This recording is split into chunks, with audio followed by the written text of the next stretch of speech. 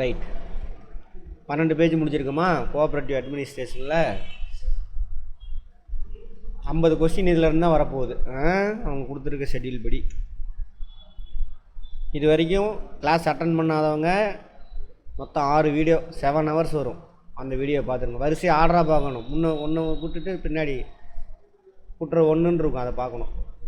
அப்புறம் 2, 3 அப்படி 6 பார்த்துருங்க. அதுக்கு முன்னாடி இன்ட்ரோடக்ஷன் இருக்கும், அதெல்லாம் பார்த்துட்டு இது வந்தீங்கன்னா இன்ட்ரெஸ்டிங்காக இருக்கும். இப்போதைக்கு கவனிங்க.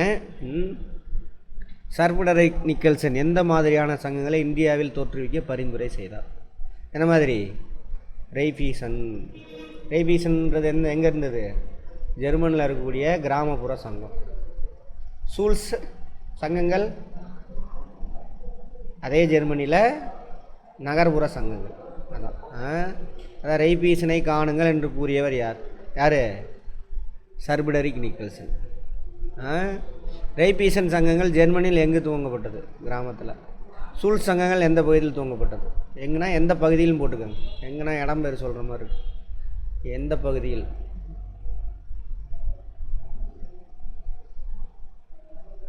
நகர சங்கங்கள், நகர்ப்புறத்தில். சென்னை மாகாண அரசு சர் ஃபிரெடரிக் நிக்கல்சன் அறிக்கை மத்திய அரசுக்கு எந்த ஆண்டு அனுப்பியது? சர் ஃபிரெடரிக் நிக்கல்சனை 1890 அனுப்புவாங்கன்னு நினைக்கிறேன். 89-90 அனுப்புவாங்க. யாராவது ஆன்லைனில் ஞாபகம் இருந்தால் கூட சொல்லுங்கள். 1889-90 அனுப்புவாங்கன்னு நினைக்கிறேன். சரியா? முதல் அறிக்கை எப்போ சமர்ப்பிப்பார் அவர்? நேற்று பார்த்தோம். 1892 சார் 1892 அனுப்புவாங்க சார். 95 முதல் அறிக்கை கொடுப்பாரு. 97 செகண்ட் அறிக்கை. 92 அனுப்புகிறாங்களா? 92 அனுப்பிடுறாங்க. முதல் அறிக்கை 95, ரெண்டாவது அறிக்கை 97. 92 அனுப்புகிறாங்க. எங்கே? யூரோப்புக்கு. எல்லா ஊரையும் சுற்றிட்டு ஜெர்மனியில் போய் நின்றுக்கிறார். 95 முதல் அறிக்கையை கொடுக்குறாரு. இந்த ஃபேக்ட் மட்டும் எனக்கு எடுத்து கொடுங்க பார்ப்போம்.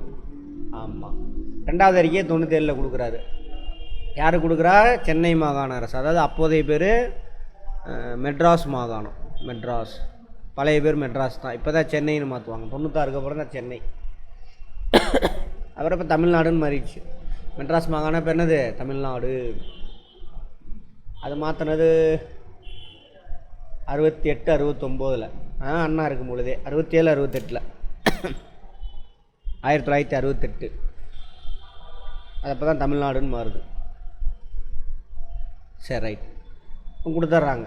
அப்போ சென்னை மாகாண அரசு என்ன பண்ணுறாங்க? அவங்களுடைய அறிக்கையை அரசாங்கத்துக்கு, ஒன்றிய அரசாங்கத்துக்கு சார். இப்போ ஃபார் எக்ஸாம்பிள் இப்போது சென்னை மாகாணம்னா இப்போ தமிழ்நாடு மாதிரி, தமிழ்நாடு கவர்மெண்ட் அவங்களோட ரிப்போர்ட்டை ஒன்றிய அரசாங்கத்துக்கு அனுப்புகிறாங்க. டெல்லி இருக்குல்ல, அங்கே அனுப்புகிறாங்க. அது மாதிரி இவங்க 1900 ஒன்றிய அரசாங்கத்துக்கு அனுப்புகிறாங்க. அப்படி அனுப்பினோன்னா அதேமாரி சார் எட்வர்ட் லா குழுவை அவங்க அப்பாயின்மெண்ட் பண்ணுறாங்க 90 இதே வருஷத்தில். அதுக்கப்புறம் தான் என்ன பண்ணுவாங்க? முதல் கூட்டுறவு சங்க சட்டம் 1904 உருவாக்குறாங்க. அதெல்லாம் பார்த்துருப்போம்.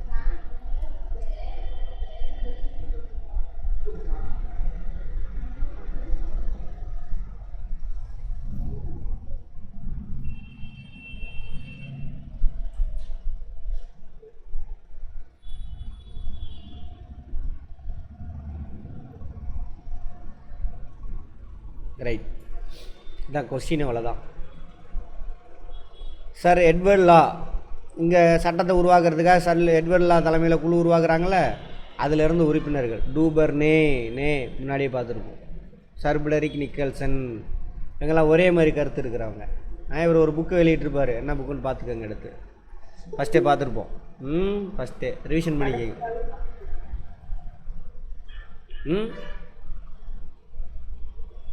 ரைட். 1904 இந்தியாவில் முதல் கூட்டுறவு கடன் சங்கங்களின் சட்டம். அப்போ தான் முதல்ல இந்தியாவில் கூட்டுறவு சங்கம் கால் எடுத்து வைக்குது. அந்த சட்டத்தின் அடிப்படையில் எத்தனை பேர் சேர்ந்து ஒரு சங்கத்தை ஆரம்பித்தா போதும்? 10 பேர் சேர்ந்தாவே ஆரம்பிச்சிடலாம். இப்போ நடைமுறையில் எத்தனை பேர் சேரணும்? 25 பேர் இருக்கணும் குறைஞ்சது. ரெண்டையும் கம்பேர் பண்ணிக்கங்க. அடுத்தது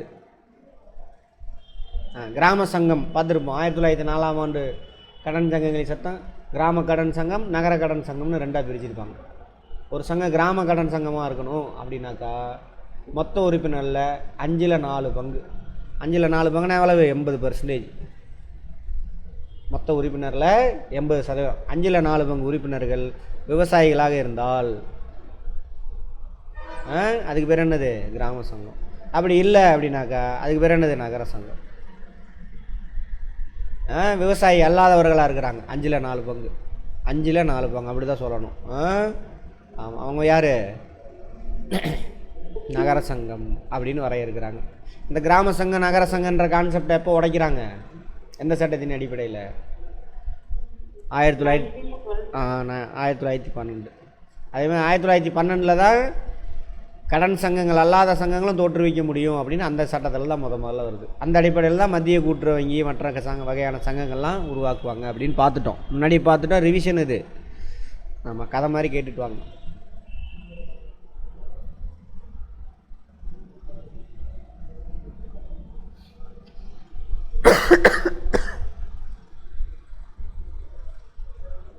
அடுத்தது பொறுப்பு. முக்கியமான வார்த்தை லயபிலிட்டின்னு சொல்லுவாங்க. ஏதாவது ஒரு சின்ன வயசில் இப்போ நீங்கள் டிகே முடிச்ச எல்லாத்துக்குமே தெரியும், பொறுப்பில் 2 வகை இருக்கும். ஆமாவா? வரையறுக்கப்பட்ட பொறுப்பு,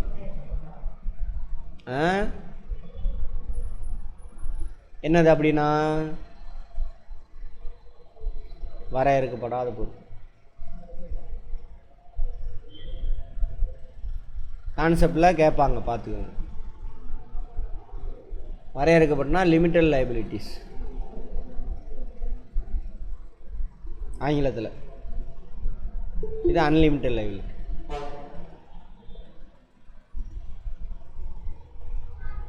என்னது அப்படின்னா சார் பேருக்கு பின்னாடி வரைன்னு போட்டிருப்பாங்க சார். ஆமாவா? அப்படின்னா வரையறுக்கப்பட்ட பொறுப்பு. சங்கத்தில் கடனுக்கு சங்கம் ஒரு காலாவதி ஆச்சுன்னா அதில் இருக்கிற கடனுக்கு உறுப்பினர்கள் எல்லாத்தையும் பொறுப்பாகுவாங்க சார். வரையறுக்கப்படாத பொறுப்புனா சங்கம் மட்டும்தான் பொறுப்பேற்றுக்க முடியும்.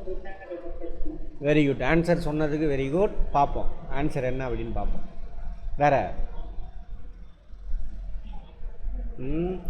இங்கே பாருங்க, ரிலையன்ஸ் இண்டஸ்ட்ரி அப்படின்னு நிறுத்த மாட்டான். கார்பரேட் கம்பெனி எல்லாமே லிமிட்டட் அப்படின்னு போட்டிருப்போம், தெரியுமா? கூட்டுறவில் மட்டும் கிடையாது. அப்படி இந்த கடைசியில் லிமிட்டட் அப்படின்னாக்கா வரையறுக்கப்பட்ட பொறுப்பு. சரியா? சரி, அப்படின்னா என்னென்னு பார்ப்போம். நீங்கள் சொன்னது தான் பாதி கரெக்டாக சொல்லிட்டீங்க. குட். இப்போ சங்கத்தோட பொறுப்புலாம் எது? சங்கம் அடுத்தவனுக்கு கொடுக்க வேண்டியதெல்லாம் சங்கத்தோட பொறுப்பு. கரெக்டா? எது? கடன்கள், பெற்ற கடன். இங்கிலீஷில் வந்து லைபிலிட்டி, பெற்ற கடன். கடனீட்டு பெற்ற வெளியிட்டாலும் அதுவும் பெற்ற கடன் தான் எல்லாமே. இப்போ சங்கம் ஒன்று, அவன் வாங்கியிருக்க கடனை அடைக்கணும். சங்கத்தோட பொறுப்பு தானே சங்கம். நாளைக்கு என்ன ஆயிடுச்சு? நடத்திக்கிட்டு இருக்கோம். நம்ம சங்கம் எவ்வளோ சார் கடன் வாங்கியிருக்கு அப்படின்னா ஒரு 10 கோடி ரூபா கடன் வாங்கியிருக்குன்னு வச்சுக்கோங்க. நம்ம சங்கம் இல்லை 10 லட்சம், எதுக்கு பெரிய நம்பர்லாம் போயிட்டு 10 லட்ச ரூபா கடன் வாங்கியிருக்கு. சங்கம் தான் அந்த கடனை கட்டணும். திடீர்னு என்ன ஆயிடுச்சு? சங்கத்தை க்ளோஸ் பண்ணிட்டோம். நேற்று பார்த்தோம் இல்லையா? பதிவாளர் என்ன பண்ணலாம்? சங்கத்தை க்ளோஸ் பண்ணலாம். அல்லது எத்தனை பங்கு உறுப்பினர்கள் ரெக்கமெண்ட் பண்ணால் பதிவாளர் சங்கத்தை க்ளோஸ் பண்ணலாம்? எத்தனை பேர்? கேள்வி டெஸ்ட்டு. 4 3 பங்கு, 1 பங்கா 3 பங்கு உறுப்பினர் ரெக்கமெண்ட் பண்ணாலும் சங்கத்தை க்ளோஸ் பண்ண. சரி, சங்கத்தை க்ளோஸ் பண்ணியாச்சு அல்லது கம்பெனியை க்ளோஸ் பண்ணியாச்சு. இப்போ 10 லட்ச ரூபா யார் கொடுப்பா அப்படின்னாக்கா ஃபஸ்ட்டு சங்கத்தோட சொத்தெல்லாம் விற்பாங்க. சங்கத்தோட சொத்தெல்லாம் விற்பாங்க. பில்டிங்கு, கேஷ் இருக்கிறது எடுத்து, ஃபர்னிச்சர்னு எல்லாம் விற்றாச்சு. விற்று கடன் அடைச்சா 5 லட்ச ரூபா தான் கிடைக்கிது. 5 லட்ச ரூபாயை அடைச்சாச்சு. மிச்சம் 5 லட்சத்தை யார் கொடுப்பா? யார் கொடுப்பா? இப்போ 5 லட்சம் பேலன்ஸ் இருக்குது. சங்கத்து பேரில் இருக்கக்கூடிய எல்லா சொத்தையும் விற்றாச்சு, அடைச்சாச்சு. மிச்சம் 5 லட்ச ரூபா பேலன்ஸ் இருக்குது. இந்த 5 லட்ச ரூபா யார் சார் கட்டுவா? வரையறுக்கப்படாத பொறுப்பாக இருந்தால், வரையறுக்கப்படாத அன்லிமிட்டட் லைபிலிட்டியாக இருந்தால், யார் சங்கத்தில் உறுப்பினர் முதலீட்டாளர் யார்? சங்க உறுப்பினர் தானே. அவன் வீட்டுக்கெலாம் போவாங்க, அவன் பேரில் உள்ள சொத்தெல்லாம் பிடுங்குவாங்க. ஒருத்தன்ட பைக்கு தூக்குவான், ஒருத்தனில் ஃப்ரிட்ஜை தூக்குவான், எதெல்லாம் முடிய தூக்கிட்டு வந்து விற்று அந்த 5 லட்ச ரூபாய் அடைப்பாங்க. அதெல்லாம் வந்து ஃப்ரிட்ஜு, வீடு கீடு, அவனோட வீடு நிலம் இதெல்லாம் யாருது? அவனோட சொந்த சொத்து, உறுப்பினரோட சொந்த சொத்து, சங்கத்தோட சொத்து இல்லை. சரியா? அதையும் விற்று சங்கம் வழங்க வேண்டிய பொறுப்புகளுக்காக விற்று அதை அடைச்சாங்க அப்படின்னாக்கா அந்த பொறுப்பு பேர் என்னது? வரையறுக்கப்படாதது. டெஃபினிஷன் இப்படி தான் இருக்கும். அங்கே உங்களுக்கு ஸ்டேட்மெண்ட் அப்படி தான் கேட்பான். வரையறுக்கப்பட்ட பொறுப்பு என்றால் என்ன? நல்லா கொஸ்டின் எடுத்தாங்க அப்படின்னாக்கா இதெல்லாம் வரும். வரையறுக்கப்படாததுன்னா என்ன அப்படின்னு கேட்பாங்க. வரையறுக்கப்படாதனாக்கா இதான் ஸ்டேட்மெண்ட். சங்கம் செலுத்த வேண்டிய பொறுப்புகளுக்காக, சங்கம் நொடிப்பு அடைந்து மூடிய பிறகு சங்கம் கொடுக்க வேண்டிய பொறுப்புகளுக்காக உறுப்பினர்கள் தங்களுடைய சொந்த சொத்துக்களையும் இழக்க நேரிட்டால் அதுக்கு பேர் என்னது? வரையறுக்கப்படாதது. ஓகேவா? வரையறுக்கப்பட்டதுன்னா என்ன சார்? அப்படியே உள்டா. சொந்த சொத்தெல்லாம் இழக்க தேவையில்லை. அதில் 2 இருக்குது, வரையறுக்கப்பட்டதில் 2 இருக்குது. அவனோட ஷேரை மட்டும் இழப்பான், அது ஒரு டைப்பு. ஷேர் மட்டும் வரையறுக்கப்படாதல, சரி வரையறுக்கப்பட்டதில்லை, ஷேர் மட்டும் இழப்பான். இன்னொன்று வந்து ஷேரு, ரைட், அதை நான் சொல்கிறேன், அப்புறம் சொல்கிறேன். சரி, இதில் வரையறுக்கப்படாததில் தான் 2 இருக்குது. அவனோட ஷேரை மட்டும் இழப்பான், இன்னொன்று அவன் சொந்த சொத்தையும் இழக்கணும். அதுக்கு பேர் வரையறுக்கப்படாது. அதில் 2 டைப்பு. வரையறுக்கப்பட்டதுன்னா அப்படி கிடையாது. சங்கத்து சொத்தெல்லாம் விற்கிறோம், அது லிமிட்டட் லைபிலிட்டி கம்பெனியாக இருந்தது, நிறுவனமாக இருந்ததுன்னா சங்கத்தோட சொத்தெல்லாம் விற்கிறோம். 5 லட்ச ரூபா தான் கிடச்சிது, 5 லட்ச ரூபாய் அடைச்சாச்சு, அவ்வளோதான். கடன் கொடுத்தவங்களும் பேசாமல் போக வேண்டியது தான். யாரா ஓனரு? அவன் சொத்தை பிடிக்கிறா அப்படின்னு போய் அவன் சொத்தெல்லாம் எடுக்க முடியாது. அந்த மாதிரி தான். அதுக்கு பேர் என்னது? வரையறுக்கப்பட்டது, லிமிட்டட். இப்போ 1904ஆம் ஆண்டு சட்டப்படி அது வரையறுக்கப்படாத பொறுப்பில் செயல்பட்டுருக்கு. புரிஞ்சுதா? இப்போ கரண்டில் வரையறுக்கப்பட்ட பொறுப்பு, அதனால தான் வரை அப்படின்னு போட்டிருப்பாங்க. ஆமாவா? இப்போது district central, Salem district central cooperative bank, கடைசியில் என்ன ப்ராக்கெட்டில் வரை அப்படின்னு போட்டுருவாங்க. அப்படின்னா வரையறுக்கப்பட்ட பொறுப்பு. அப்போ சேலம் டிஸ்ட்ரிக்ட் சென்ட்ரல் கோஆபரேட்டிவ் பேங்க்கு அவன் அடைக்க வேண்டிய பொறுப்புக்காக டெபாசிட்லாம் கலெக்ட் பண்ணியிருக்கான். அவெல்லாம் வந்து கேட்குறான், டிஸ்ட்ரிக்ட் சென்ட்ரல் கோஆபரேட்டிவ் பேங்கை க்ளோஸ் பண்ணியாச்சு, சும்மா எக்ஸாம்பிளுக்கு சொல்கிறேன். அவங்க ஏதாவது டிஸ்ட்ரிக்ட் சென்ட்ரல் கோஆபரேட்டிவ் பேங்க் பார்த்துட்டு சண்டைக்கு வந்துட்டு போகிறாங்க. அப்போது க்ளோஸ் பண்ணியாச்சு, டெபாசிட்டர்லாம் உள்ளே போட்டு நெருக்குறாங்க. அப்போ யாரா அதுக்கு ஷேர் ஹோல்டர்? அவனெல்லாம் போய் பிடிக்க மாட்டாங்க. எல்லா பிஎஸ்சிஎஸ் நீங்களாம் சேர்ந்து கட்டுங்கன்னு சொல்ல மாட்டாங்க. சரியா? Right, okay. இப்போ தற்சமயம் எல்லா வகையான கூட்டுறவு சங்கங்களும் வரையறுக்கப்பட்ட பொறுப்பில் செயல்படும். எல்லாமே கொஸ்டின் புரிஞ்சிட்டு வாங்க ஜாலியாக. அப்போ இருந்த சங்கம் வரையறுக்கப்படாத பொறுப்பு. நகர சங்கங்கள் இருக்குல்லையே, அப்போ 1904ஆம் ஆண்டு அந்த சங்க உறுப்பினராக பார்த்து டிசைட் பண்ணிக்கலாம். நம்ம வரையறுக்கப்பட்ட பொறுப்பில் செயல்படலாம், இல்லது வரையறுக்கப்படாத பொறுப்பில் செயல்படலாம்னு டிசைட் பண்ணிக்கலாம். ஜென்ரல் பாடி பார்த்து முடிவு பண்ணிக்கலாம். அப்போ கிராம சங்கங்கள் வரையறுக்கப்படாத பொறுப்பு மட்டும்தான், நகர சங்கங்கள் 2ல் ஏதோ ஒன்று அவங்க சூஸ் பண்ணிக்கலாம். எந்த ஆண்டு சட்டத்தின் கீழ் பதிவு செய்யப்படாத சங்கம் கூட்டுறவு என்ற வார்த்தையை உபயோகிக்க முதலில் தடை விதிக்கப்பட்டது? அப்பையிலிருந்து தான் சொன்னேன் இல்லையா, கூட்டுறவுன்ற வார்த்தையை எவனுமே கோஆப்ரேட்டிவ் சொசைட்டி ஆக்ட் படி ரெஜிஸ்டர்ட்டை பதிவு செஞ்சு அவர் சர்டிஃபிகேட் கொடுத்தா தான் பயன்படுத்தணும். அதுக்கு முன்னாடி வரைக்கும் பயன்படுத்தக்கூடாது. அந்த நடைமுறை முதல்ல எப்போ வருது? 1912. பலமுறை பழைய வீடியோலாம் பார்த்துட்டிங்களா? ஆறுமே பார்த்தாச்சு. நேற்று 2 மணி நேரம் அட்டன் பண்ணிட்டீங்க, அது முன்னாடி 5 இருந்திருக்கும். பார்த்துட்டிங்களா? அதெல்லாம் பார்த்தா தான் புரியுது. இப்போ தானே ஜாயின் பண்ணியிருக்கீங்க, நீங்கள் படிக்கவே தேவையில்லை. இந்த 5 புக்கு தான். இந்த 5 புக்கை நீங்கள் படிச்சிங்கன்னா அதோட எக்ஸ்ப்ளனேஷன் இந்த 5-6 வீடியோ நாளைக்கு வரைக்கும் முடிக்கிற வரைக்கும். ஒரு புக்கு எத்தனை பக்கம் இருக்குது? உங்களுக்கு கொடுத்துருக்க ஒரு புக்கு எத்தனை பக்கம் இருக்குது? புக்கு தரலையா? சரி, ரைட். சீனியருங்க இருந்தாங்கன்னா வாங்கி பாருங்கள். ரைட். 1900 அதில் எத்தனை பக்கம் இருக்குது? ஒரு புக்கு எத்தனை இருக்குதுன்னு பார்த்து சொல்லுங்கள். அப்புறம் பார்த்து சொல்லுங்கள், விடுங்க. கட்டாச்சா? நெட்டு தான் பிரச்சனை. ஏன் இந்த மாதிரி ஆகுதுன்னு தெரில. ரைட். ஃபேக்டெல்லாம் மனப்பாடம் பண்ணிக்கோங்க, கான்செப்ட் அப்படியே புரிஞ்சுட்டு வாங்க. கான்செப்டுவலாக கொஸ்டின் வரும். சரி ரைட். 1912ஆம் ஆண்டு சங்கத்தில் இங்கே சங்கத்தை 2ஆக வகைப்படுத்துகிறாங்க. எல்லா சங்கமும் 1912ஆம் ஆண்டு சட்டத்தில் என்ன பண்ணலாம், மத்திய கூட்டுறவு வங்கி உருவாக்கலாம், மற்ற வகையான கூட்டுறவு சங்கங்கள்லாம் உருவாக்கலாம். கடன் சங்கம் மட்டும் கிடையாது, எல்லா சங்கமும் உருவாக்கலான்னு வந்துருச்சு. அந்த சங்கங்களை எப்படி வகைப்படுத்துகிறாங்க, வரையறுக்கப்பட்ட சங்கமாக வரையறுக்கப்படாத சங்கமாக அப்படின்னு வகைப்படுத்தலாம். அதை அந்த சங்கம் பார்த்து முடிவு பண்ணிக்குவாங்க. இப்போ தான் முதல்ல கூட்டுறவு கடன் சங்கங்கள் கடன் பாக்கியை வசூலிக்கிறதுல முன்னுரிமை கொடுப்பாங்கன்னு பார்த்தோம் இல்லையா. அது முதல்ல இந்த சட்டத்தில் தான் வருது. அது இன்னும் தொடருது அப்படியே. எஸ்பிஐயும் ஒருத்தனுக்கு கடன் கொடுத்துருக்கான், பிஎஸ்சிஎஸும் கடன் கொடுத்துருக்கான். ஃபஸ்ட்டு யாரோட கடனை கொடுக்கணும் அவன், நம்ம பிஎஸ்சிஎஸ் பிரைமரி அக்ரிகல்ச்சர் கோஆப்ரேட்டிவ் சொசைட்டியோட கடனை தான் ஃபஸ்ட்டு கொடுக்கணும். மிச்சம் இருந்தால் தான் அவனுக்கு கொடுப்பான், அதெல்லாம் இல்லை. சரியா? அது நடைமுறை எப்போ வருது, முதல்ல 1912.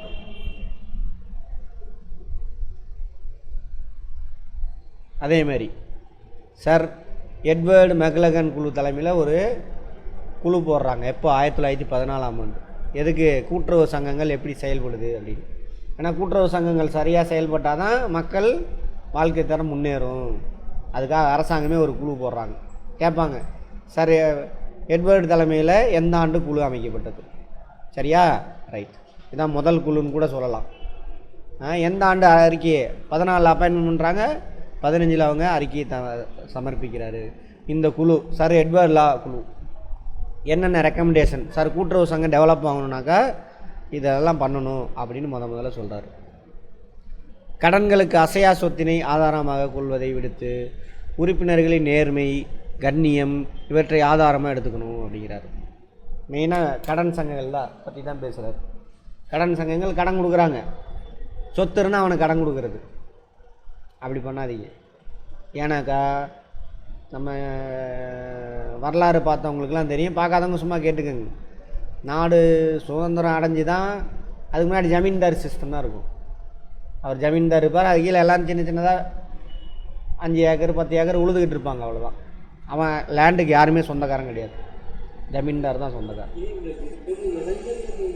அப்போ அந்த விவசாயம் என்ன பண்ண முடியாது, போய் கடன் கேட்டாக்கா சொத்து உன் பேரில் இருக்கான்னு கேட்பாங்க, இல்லை, அப்போ அந்த விவசாயி கடன் கிடைக்காது. அதனால தான் இதை ரெக்கமெண்ட் பண்ணுறாரு. சொத்து இருக்கான்னு பார்க்காதீங்க, அவன் நேர்மையானவனா 4 பேர்கிட்ட விசாரிங்க. இப்போ எப்படி சுய உதவி குழுக்கெலாம் லோன் கொடுக்குறாங்க, 10 பேர் சேர்ந்துக்குவாங்க. ஏன்னா 10 பேர் சேர்றவங்க என்ன பண்ணுவாங்க, நேர்மையானவங்களாம் கூட சேர்த்திக்குவாங்க. அந்த 10 பேர்த்துக்கு மொத்தமாக கடன் கொடுப்பாங்க, அவங்களுக்குள்ளே பிரிச்சுக்குவாங்க, திரும்ப வசூலித்து அவங்க கட்டணும். அந்த மாதிரி அது மாதிரி கொடுங்கன்னு முதல்ல அவர் தான் சொல்கிறார். நன்முறையில் நடக்கும் நபர்களை மட்டும் சங்கத்தில் சேர்த்துக்கணும். பார்த்தா தெரியும், ஊரில் கிராமத்தில் தானே சங்கம் ஆரம்பிக்கிறாங்க, அவனோட இது தெரியும், நல்லவனா கெட்டவனான்னு பார்த்து கேரக்டர் பார்த்து தான் சேர்த்திக்கணும். உற்பத்தி நோக்கத்திற்கு மட்டும் கலரணும். விவசாயம்னாக்கா என்ன பயிர் கடை அந்த மாதிரி தான் கொடுக்கணும். அவன் போயிட்டு காது குத்து கல்யாணம் பண்ணுறேன் ஆடம்பரமாக அது கொடுத்தா ஒன்றும் வராது சார். மொய்யும் வரும் சார், மொய்யெல்லாம் வராது ஒன்றும். அடுத்தது சங்கத்தின் நிர்வாகிகள் கௌரவ பணியாளராக பயன்படுத்தணும். நிர்வாகிகள் இருக்காங்களா, தலைவர், இயக்குநர்கள், அவங்களாம் கௌரவ பணியாளர். இப்போ வரைக்கும் கௌரவ ஊதியம் தான் அவங்களுக்கு, யாருக்கு சம்பளம் கிடையாது. இதெல்லாம் ரெக்கமெண்ட் பண்ணது யார், சார் எட்வர்ட் லா 1914ஆம் ஆண்டு அப்பாயின்மெண்ட் பண்ண அந்த குழு. எதுக்கு, கூட்டுறவு சங்கங்களோட செயல்பாட்டை ஆய்வு செய்கிறதுக்காக முதல்ல இந்த குழு தான் அப்பாயின்மெண்ட் பண்ணியிருப்பாங்க. சுதந்திரத்துக்கு முன்னாடி பிரிட்டிஷ்காரன் பீரியல் அவங்க கொடுத்த ரெக்கமெண்டேஷன். நேர்மையின் அடிப்படையில் கடன் கொடு, சொத்தின் அடிப்படையில் கொடுக்காத, நேர்மையானவன் மட்டும் சங்கத்தில் சேர்த்து, உற்பத்திக்காக கடன் கொடு. சரியா? நிர்வாகிகள் கௌரவ பணியாளராக சம்பளம் கேட்காத, ஏன்னா சங்கமே வீக்காக தானே இருக்குது. அதுக்காக சென்னை மாகாணத்திற்கு தனியாக கூட்டுறவு சங்க சட்டம் இயற்றப்பட வேண்டும் என்று அறிவுரை வழங்கிய குழு. சென்னை மாகாணம்னா எதுன்னு பார்த்தோம், இப்போ இருக்கக்கூடிய பாகிஸ்தான்லாம் சேர்த்திக்கணும். இப்போ கேரளா வராது, அப்படியே முடிஞ்சுனாக்கா தமிழ்நாடு, கொஞ்சம் கர்நாடகா, கொஞ்சம் ஆந்திரா, அப்படியே போணுச்சுன்னா ஒரிசா வரைக்கும் இந்த சென்னை மாகாணம். அப்போ சுதந்திரத்துக்கு முன்னாடி டான்சன் குழு 1927. எந்த ஆண்டு இது, நேற்றே பார்த்துட்டோமா, ஆர்பிஐ தேசியமயமாக்கப்பட்டது 1949. அந்த சட்டத்தோட பேர் என்ன, வங்கிகள் ஒழுங்குமுறை சட்டம். ஒழுங்குமுறை சட்டம் 1949. அப்போ தான் ப்ரைவேட்டுக்கிட்ட இருந்து ஆர்பிஐ வாங்குகிறோம். அந்த வரலாறுலாம் சொல்லியிருப்போம் நேற்று, வாங்கி அதெல்லாம் ரைட். அகில இந்திய கிராம கடன் மதிப்பீட்டு குழுவை நியமித்தவர் யார்? ஆர்பிஐ. அகில இந்திய கிராம கடன் மதிப்பீட்டு குழுவை எந்த ஆண்டு நியமித்தாங்க? அதுக்கு தலைவர் யார்? ஏடி கோர்வாலா. வெரி குட், ஏடி கோர்வா. உங்கள் பேர் என்னன்னு சொல்லுங்கம்மா, உங்கள் பேர் சொல்லுங்கள். ஏடி கோர்வாலா. 1954. ஆமாம், 1954. முன்னாடியே அப்பாயின்மெண்ட் பண்ணுவாங்க. அவர் அறிக்கை கொடுத்தது 54, 52 அப்பாயின்மெண்ட் பண்ணுவாங்கன்னு நினைக்கிறேன். ஏடி கோர்வாலா.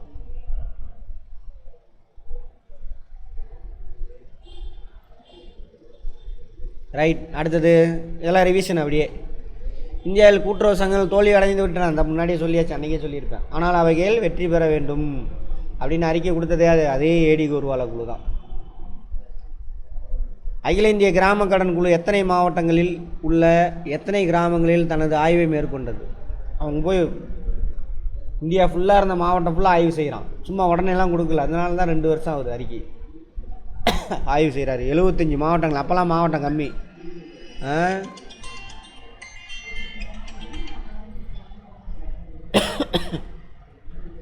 600 கிராமம். ஒரே நிமிஷம். 600 கிராமங்கள் 75 மாவட்டத்தில். இப்போ தமிழ்நாட்டிலே எத்தனை மாவட்டம் இருக்குது? தமிழ்நாட்டில் மொத்தம் எத்தனை மாவட்டம்? 38. எவ்வளவு? 38. யார் சொல்லுவாங்க? சூர்யா, தமிழ்நாட்டில் எத்தனை மாவட்டம் இருக்குது? தமிழ்நாட்டில் எத்தனை மாவட்டம்? 30. லோகேஷ் 38. 38. அதுதான் குழம்பு போட்டு. இதான் கரண்ட் அஃபேர். மாநகராட்சி எத்தனை இருக்கு?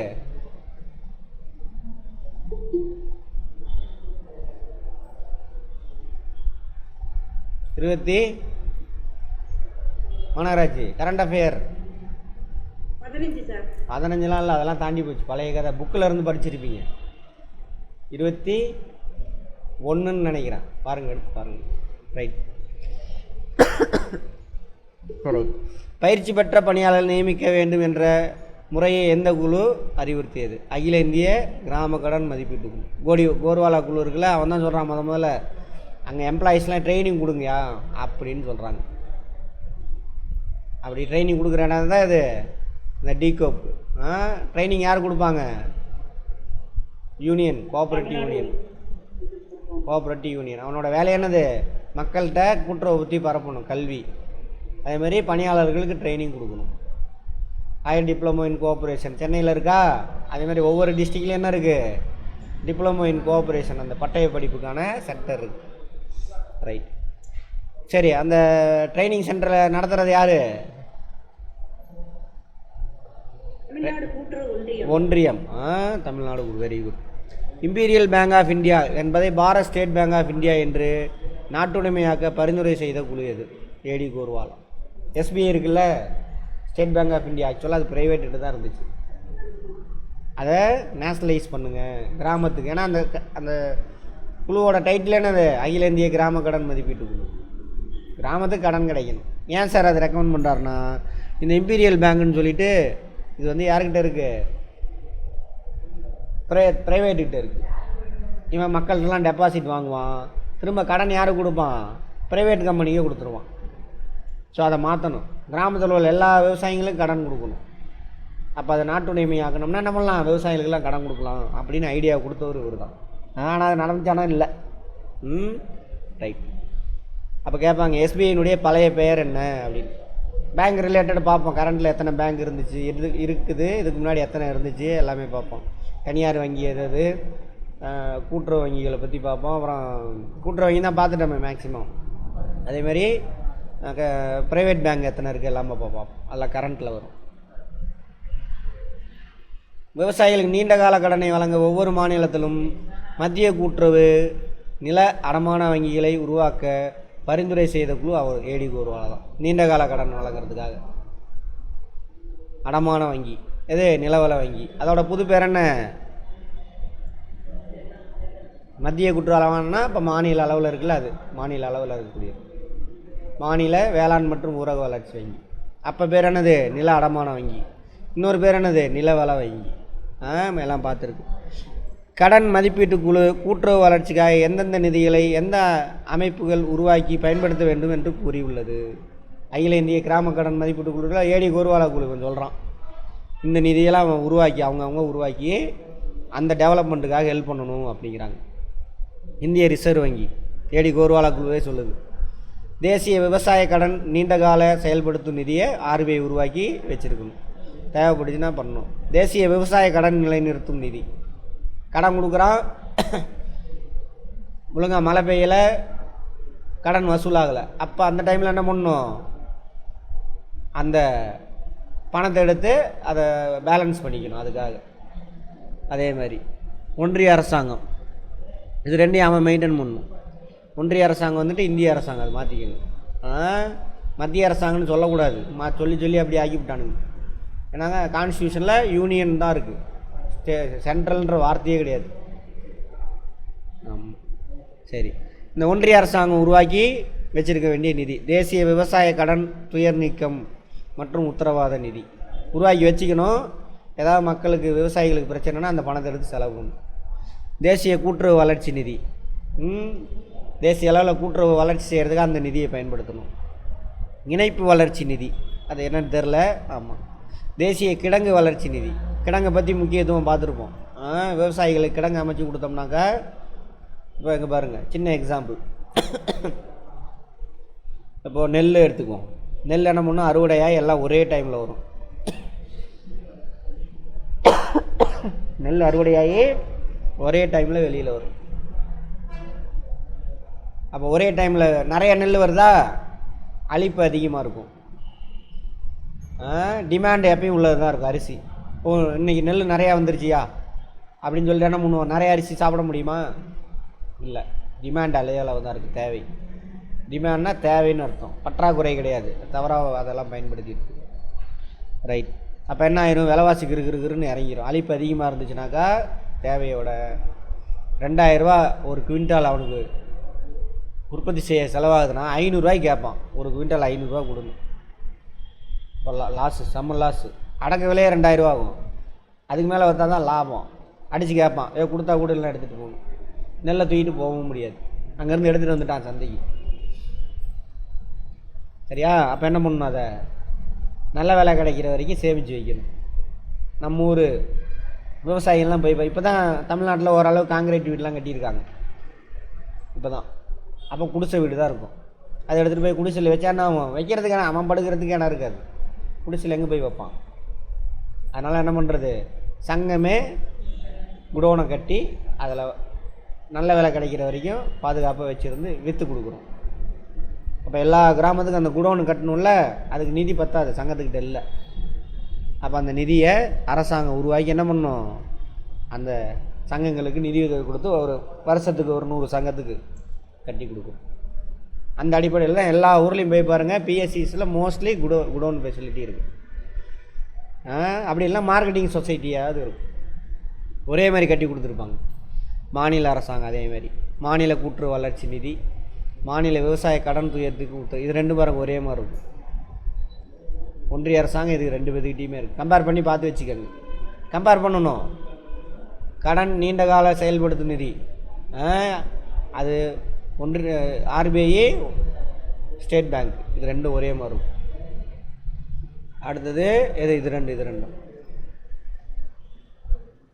அது மாதிரி கம்பேர் பண்ணி பார்த்துக்கோங்க 3.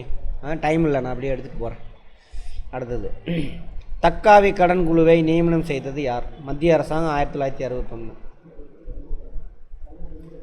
தக்காவி கடன் அப்படின்னு ஒரு குழு அமைக்கிறாங்க. எதுக்கு? கடன் சம்பந்தமாக ஆய்வு செய்கிறதுக்கு. தக்காவி, ஆமாம், பேரே அதுதான். 1960. எந்த ஆண்டு, யார், அதை மட்டும் பார்த்துக்கோங்க.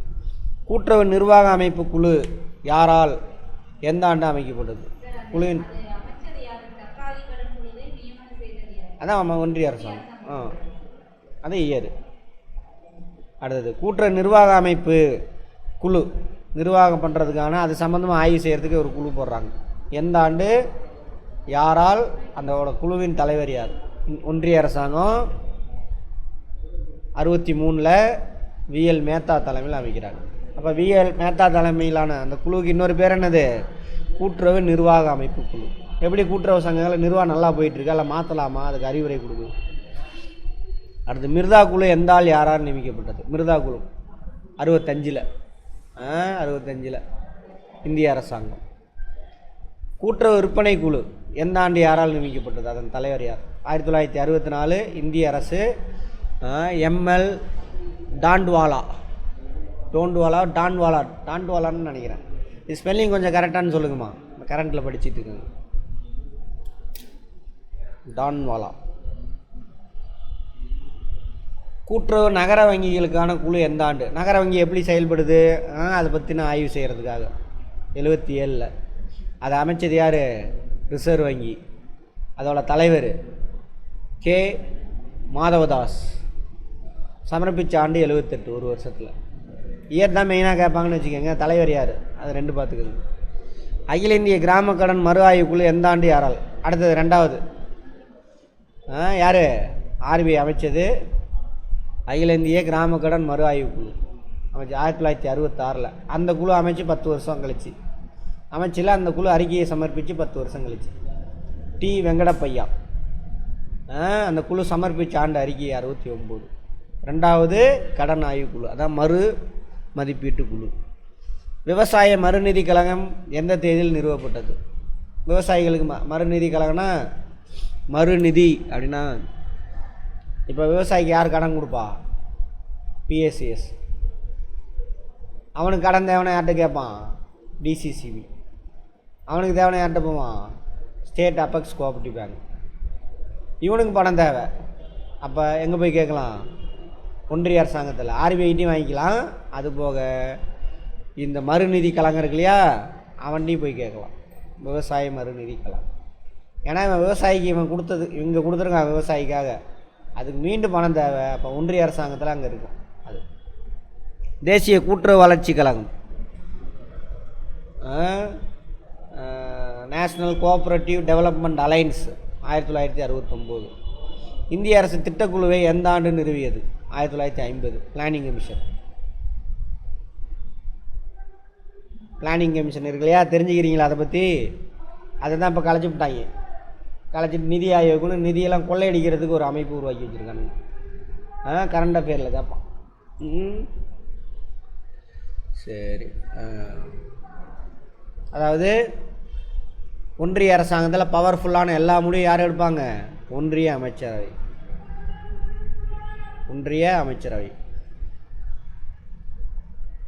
இந்தியாவிலே பவர்ஃபுல்லானது இவங்க தான். ஒன்றிய அமைச்சரவைனா இது சார்னா பிரதமர் தலைவராக இருப்பார். அந்த அமைச்சர் பிரதம அமைச்சர், அதான் பிரதமர். அதுபோக அமைச்சர் இருப்பாங்க, கேபினட் மந்திரிகள். அதான் ஒன்றிய அமைச்சரவை. இவங்க தான் எல்லா முடிவும் எடுப்பாங்க. அமைச்சர்கள்லாம் யாரோ வருவாங்க? அரசியல்வாதி தான் வருவாங்க. படித்தவன் படிக்காதவன் ஒன்றுமே தெரியாதவன் ஓட்டு போட்டால் வந்து உட்காந்துருவாங்க. சரி, படித்தவங்களாகவே இருக்கட்டும். ஆனால் மக்கள் பிரச்சனையை பார்த்துக்கிட்டு பொருளாதாரத்தை பற்றி அவனால் யோசிக்க முடியுமா? 130 கோடி பேரோட டேட்டா வேணும். அதுக்கு எவ்வளோ பேர் வேலைக்கு போகிறான், எவ்வளோ வருமானம் வருது, எந்த சொத்து எங்கே இருக்குது எல்லாம் தெரியணும், என்ன வளம் எங்கே இருக்குன்னு. அதை அவங்களால செய்ய முடியாது. அதுக்கு தான் இவங்க தான் முடிவெடுப்பாங்க. இவங்களுக்கு மூளையாக ஒரு அமைப்பு உருவாக்குறார். யார்? அப்போதைய பிரதமர். 1950 யார் முதல் பிரதமர்? ஜவஹர்லால் நேரு.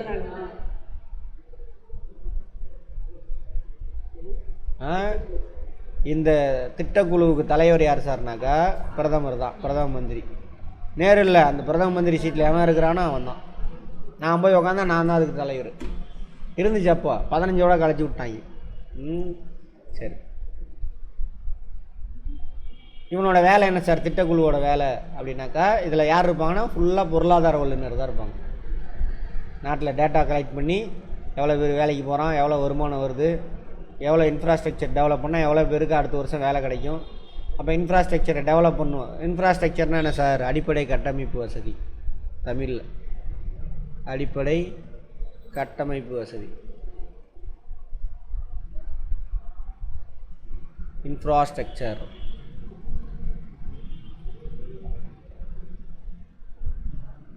இந்த எக்கனாமிக்ஸ்லாம் நல்லா, எக்கனாமிக்ஸ் மட்டும் இல்லை, எல்லா சப்ஜெக்டையும் நீங்கள் நல்லா புரிஞ்சு படிக்கணுன்னாக்கா நம்மளோட அந்த ஃபஸ்ட்டு வீடியோவில் அதான் சொல்லியிருப்பேன். யூடியூப் சேனலில் போய் கிளிக் பண்ணிவிட்டு உள்ளே போயிட்டு ப்ளேலிஸ்ட் இருக்கும். சரியா? இப்போ எக்கனாமிக்ஸாக பேசிக்கிலேருந்து புரிஞ்சுக்கணும் அந்த டேம் கேம் எல்லாமே. அப்படின்னா ஒரு 20 வீடியோக்குள்ளே தான் இருக்கும். ஆனால் பார்க்கணும், அதுக்கு நமக்கு டைம் இல்லை. இப்போது பின்னாடி பார்க்கணுன்னு ஆசைப்பட்டீங்கனாலும் இப்போ லேட்டஸ்ட்டாக போட்ட வீடியோவில் ப்ளேலிஸ்ட்டில் போயிட்டு எக்கனாமிக்ஸு 1, 2, 3 ஆர்டராக போகும். புக்கில் உள்ளதான் எக்ஸ்பிளைன் பண்ணியிருப்பேன். அதை படிச்சிங்கன்னா அதெல்லாம் டீட்டெயில்டாக வரும் டைம் இருக்கிறப்போ. இதை முடிச்சிட்டிங்க, அது ஸ்டேட் போர்டு எக்ஸாம் வருது. ஸ்டேட்னா என்னது? Recruitment board, SRP. அதுவும் எல்லோரும் எழுதுங்க. அதுக்கு இதே சிலபஸ் தான், நீங்கள் எக்ஸ்ட்ரா படிக்க வேண்டாம். அதுக்கு டைம் இருந்தால் என்ன பண்ணுங்க எல்லோரும், அந்த வீடியோவை ஜென்ரல் நாலேஜ் இருக்குல்ல, ஜென்ரல் நாலேஜ், அதுக்கு ப்ளேலிஸ்ட்டில் எக்கனாமிக்ஸ் ஜென்ரல் நாலேஜெலாம் ஒன்றும் கிடையாது. நம்மளை சுற்றிலும் நடக்கிற விஷயங்கள் அதில் இருக்கும். சுற்றிலும் நடக்கிற விஷயங்கள் எது? உயிரியல், வேதியியல், அப்படி பாடமாக பேர் வச்சுருக்காங்க. எல்லாம் நம்மளை சுற்றிலும் நடக்கிறது தான். இயற்பியல், அதெல்லாம். அடுத்து என்னது? இதேமாதிரி ஒவ்வொரு ப்ளேலிஸ்ட்டும் போட்டிருப்பேன். அதில் ஆர்டராக 1, 2, 3 போய் பாருங்கள். டீட்டெயிலாக புரிஞ்சு படிக்கலாம். இதை அப்படியே டிஎன்பிஎஸ்சிக்கு யூஸ் பண்ணிக்கலாம். ஐஏஎஸ் படிக்கிறேன் சார், யூபிஎஸ்சி, அதுக்கு யூஸ் பண்ணிக்கலாம். எல்லாத்துக்கும் ஜிகே இது தான். அப்புறம் வரலாறு, புவியியல். இப்போ உங்களுக்கும் அதுதான் ஜிகே. நமக்கு டைம் பீயிங் நான் அந்த மெட்டீரியல்லேருந்து அதில் முக்கியமானது ஒரு பேஜுக்கு 1, 2 எடுத்து தரேன். அதை பாருங்கள், அதில் வந்துடும். 25க்கு எப்படி 15 அடிச்சிடலாம். முக்கியமானது எடுத்து கொடுத்தனா ஃபுல்லாக படிச்சிட்டிங்கனாக்கா 25க்கு ஒரு 23 அடிச்சிருவீங்க. சார் 25 யாராலையும் அடிக்க முடியாது. நானே எழுதுனாலும் அடிக்க முடியாது. தெரிஞ்சதை மறந்துடும், ஃபேக்டெல்லாம் அந்த மாதிரி. ஆமாம், சரி, ரைட், பார்ப்போம். சரி, இப்போ அடிப்படை கட்டமைப்பு வசதி என்ன சார்? ரோடு வசதி, அதாவது போக்குவரத்துன்னு வச்சிடலாம். எல்லாமே அதில் வாங்கி. தகவல் தொடர்பு, நீர், அப்புறம்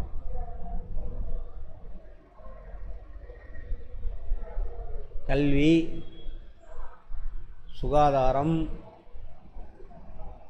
சுகாதாரம் மருத்துவம்.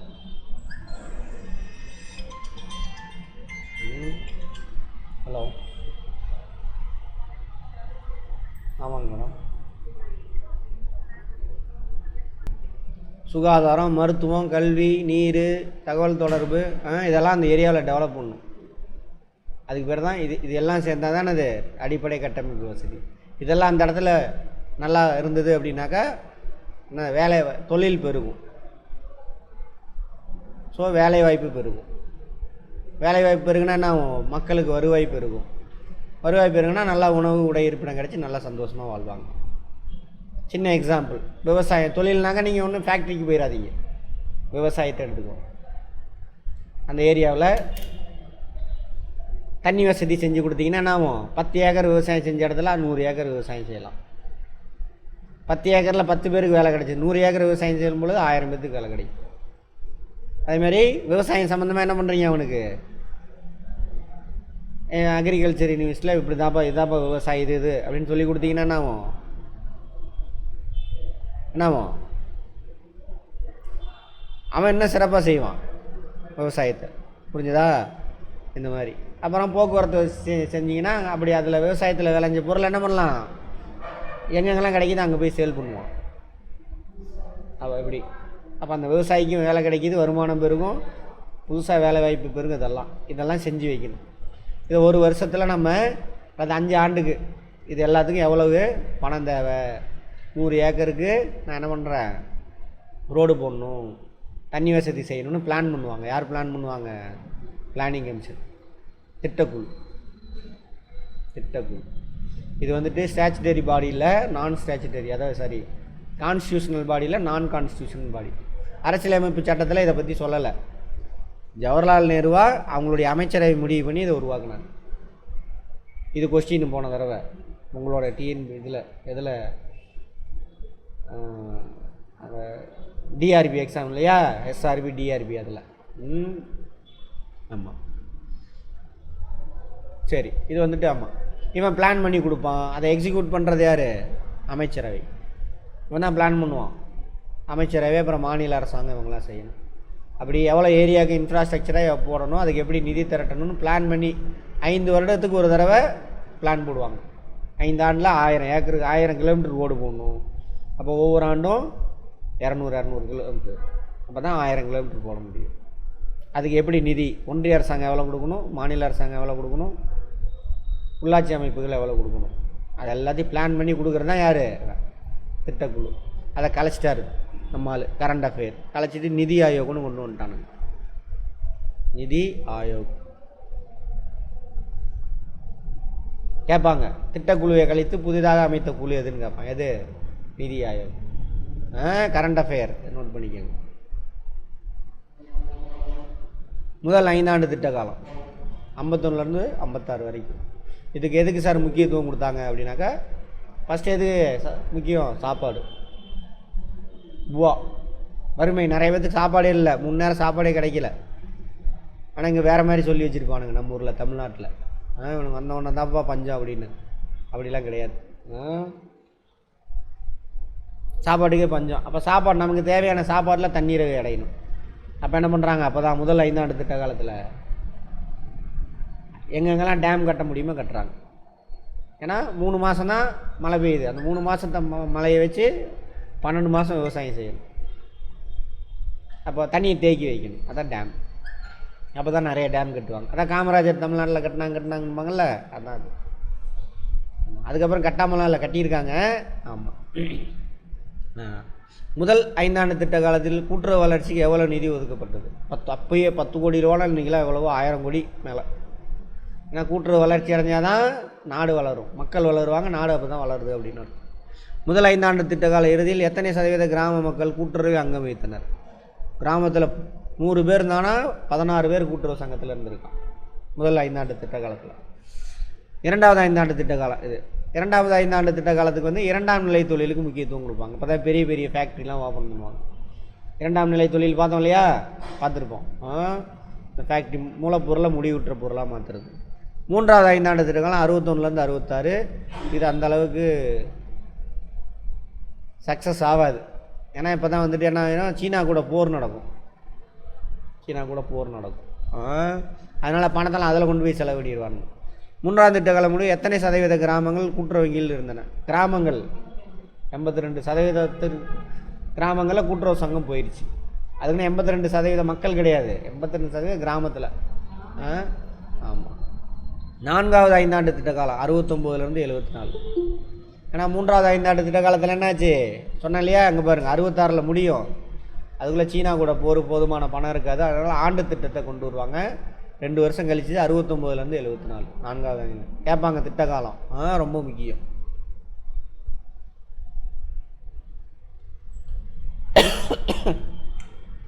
5வது 5 ஆண்டு திட்ட காலம் 74லேருந்து 79. சரியா? எந்த 5 ஆண்டு திட்ட காலத்தில் மலைப்பிரதேச பல்நோக்கு கூட்டுறவு சங்கங்களை உருவாக்க திட்டம் வழங்கப்பட்டது? லேம்ப் சொசைட்டி இருக்குல்ல, லேம்ப் சொசைட்டி, லார்ஜ் சைஸ்டு ஆதிவாசி மல்டிபர்பஸ் கோஆப்ரேட்டிவ் சொசைட்டி 5வது 5 ஆண்டு திட்ட காலத்தில் தான் கொண்டுட்டு வராங்க. இந்த மாதிரி லேம்ப் சொசைட்டி கொண்டு வந்து பழங்குடியின மக்களுக்கு வந்து என்ன பண்ணுங்க, பல்லநோக்கு கூட்டுறவு சங்கம். நம்ம ஊரில் வாங்கிட்டு போய் சேல் பண்ணு, அவனுக்கு எஜுகேஷன் கொடு, குடோன் உருவாக்கி வச்சுக்கோ, மல்டிபர்பஸ் கடன் கொடு, அவனுக்கு கருவிகள் வாங்கி கொடு, எல்லாமே. 6வது 5 ஆண்டு திட்ட காலம் 80லேருந்து 85. 7வது 5 ஆண்டு திட்ட காலம் 85லேருந்து. அப்புறம் இன்னொன்று சொல்லணும், இங்கே பாருங்கள் 5வது 5 ஆண்டு திட்ட காலம் 74லேருந்து 79. ஆனால் அதுக்கு முன்னாடியே முடிவுக்கு வந்துடும். ஏன்னா இந்த பீரியடில் தான் எமர்ஜென்சி நம்ம இந்திரா காந்தி கண் பண்ணி கொண்டு வந்திருப்பாங்க. அதுக்கப்புறம் மொராஜி தேசாய் எலெக்ஷன் நடக்கும்.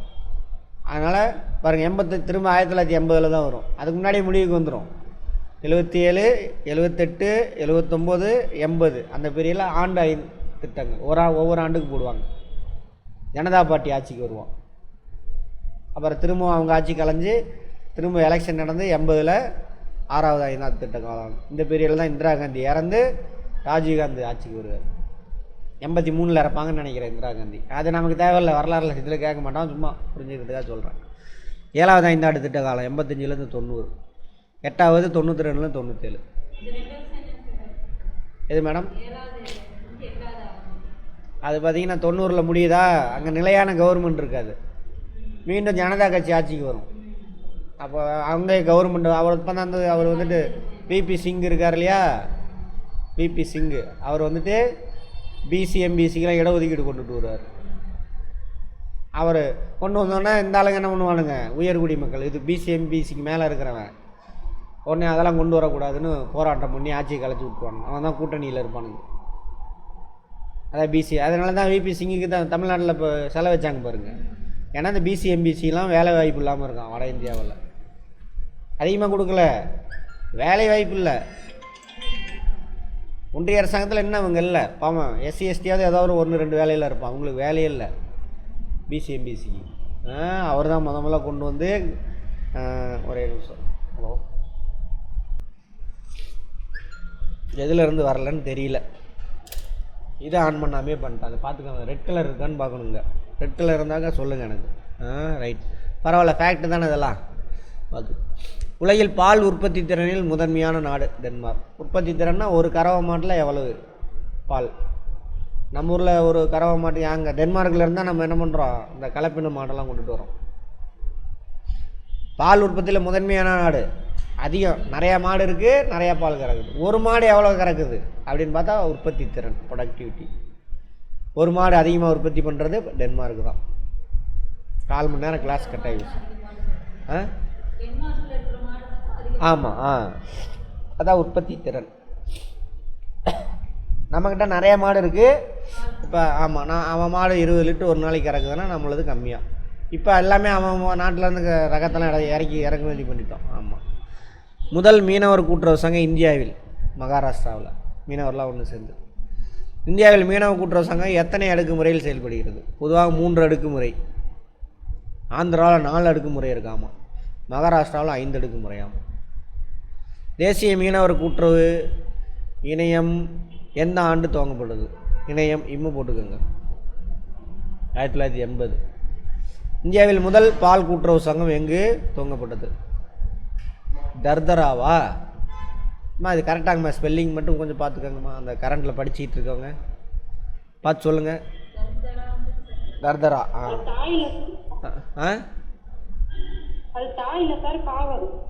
எது கர்தராவா? கர்தரா. ரைட், ஓகே, அதை மட்டும் மாற்றிக்கங்க, கர்தரா. தமிழ்நாட்டு கா மேடம் கர்தரா. இந்த தாவா கா மேடம், அதான் அதை மாற்றிக்கங்க. அதான் அவங்க கரண்ட்டில் படிச்சுட்டு இருக்காங்க, அதுக்கு தான் அவங்க நம்ம அப்டேட் பண்ணுறாங்க. தமிழ்நாட்டில் பால் கூட்டுறவு சங்கம் எத்தனை அடுக்கு முறையில் இருக்குது? 3 அடுக்கு. எங்கே சார்? கிராம அளவில் பால் உற்பத்தியாளர் கூட்டுறவு சங்கம், பால் உற்பத்தியாளர் கூட்டுறவு சங்கம். அப்புறம் மாவட்ட அளவில் என்ன இருக்குது? ஆவின் இருக்கா? பால் உற்பத்தியாளர் கூட்டுறவு ஒன்றியம், பால் உற்பத்தியாளர் கூட்டுறவு ஒன்றியம். அது மாநில அது பால் ஃபெடரேஷன் ஆஃப் யூனியன். இந்த யூனியன் இருக்குல்ல எல்லா டிஸ்ட்ரிக்ட்லேயும், அவனுடைய ஃபெடரேஷன். இந்தியாவில் பால் கூட்டுறவு சங்கத்தின் முன்னோடி மாநிலம் குஜராத். குஜராத்னா அப்போவே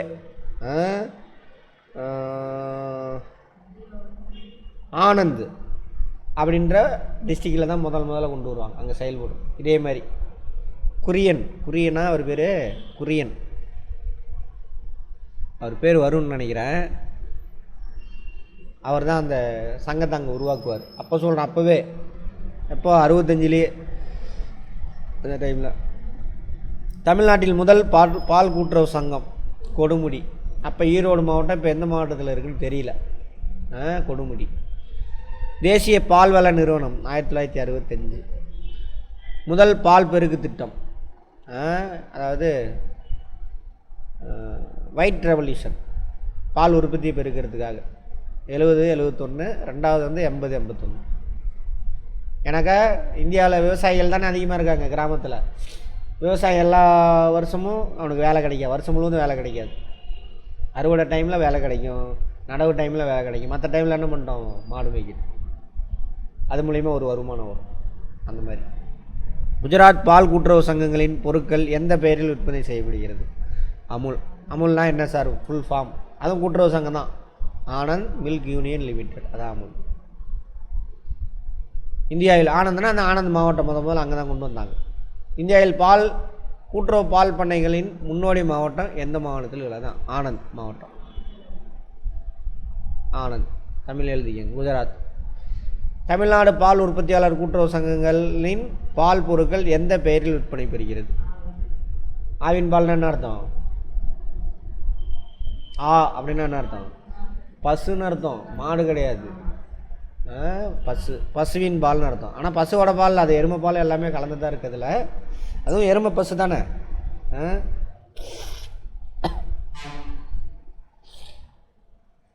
பசுமாட்டு பாலோட எருமை மாட்டு பால் தான் கலப்படம் எல்லாம் இருக்குது. ஃபேட் அதிகமாக இருக்கும் மேடம்.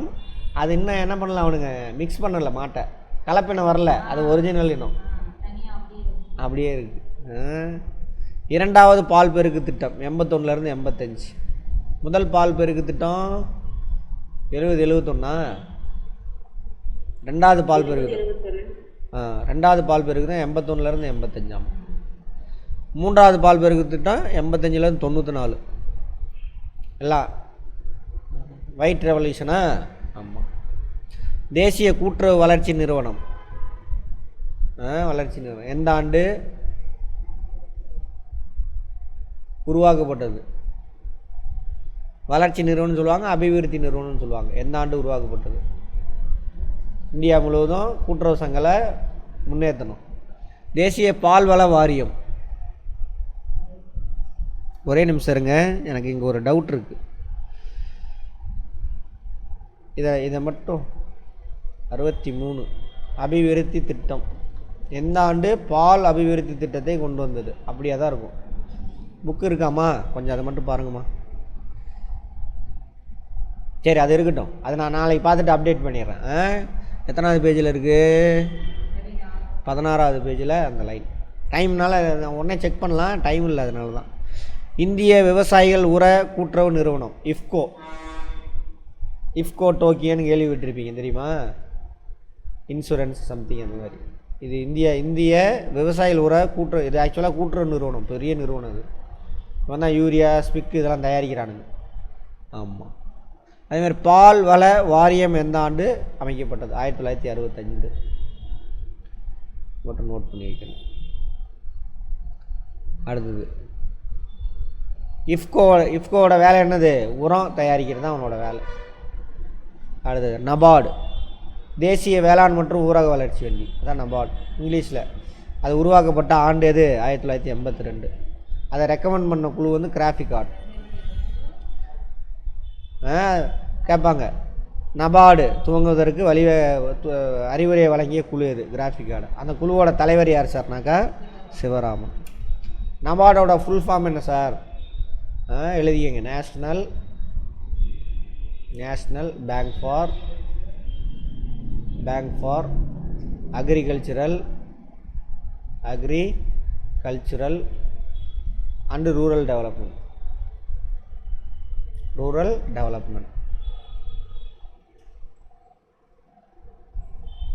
இதோட ஃபர்ஸ்ட் லெட்டர்லாம் எடுத்தீங்கன்னாக்கா வந்துடும். அதான் NABARD. National Bank for Agricultural and நேஷ்னல்னால் அந்த நேஷ்னல் வந்து எடுத்தது National Bank for Agricultural and Rural Development. இதை வந்துட்டு இந்த கிராஃபிக் கார்டு குழு தான் ரெக்கமெண்ட் பண்ணுவாங்க. இந்த ரெக்கமெண்டேஷனை அந்த கிராஃபிக் கார்டு குழுவுடைய தலைவர் யார்? சிவராமன், டாக்டர் சிவராமன். இவங்களுடைய ரெக்கமெண்டேஷனை 1982 உருவாக்குறாங்க.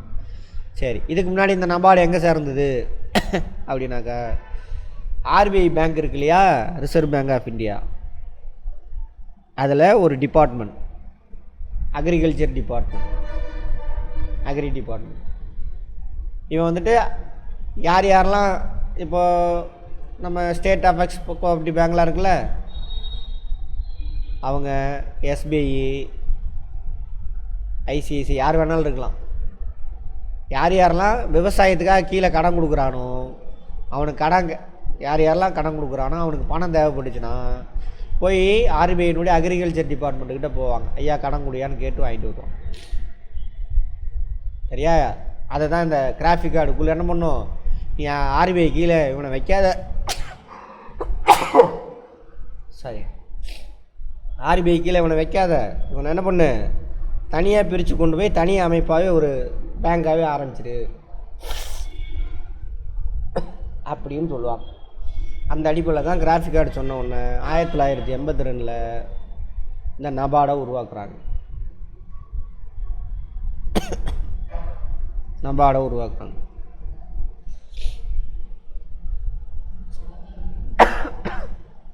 சரியா? இந்த நபார்டோட முக்கியமான வேலை என்ன சார் அப்படின்னா, யாரெல்லாம் அதேமாரி யாரெல்லாம் விவசாயத்துக்கு கடன் கொடுக்குறாங்களோ அவங்களுக்கு மறுநிதி வழங்கணும். இவங்க கொடுத்துட்டான் ஸ்டேட் அபெக்ஸ் கோஆப்ரேட்டிவ் பேங்கு, அவனுக்கு பணம் தேவை, அப்போ அவனுக்கு நிதி வழங்கணும், மறுநிதி வழங்கணும்.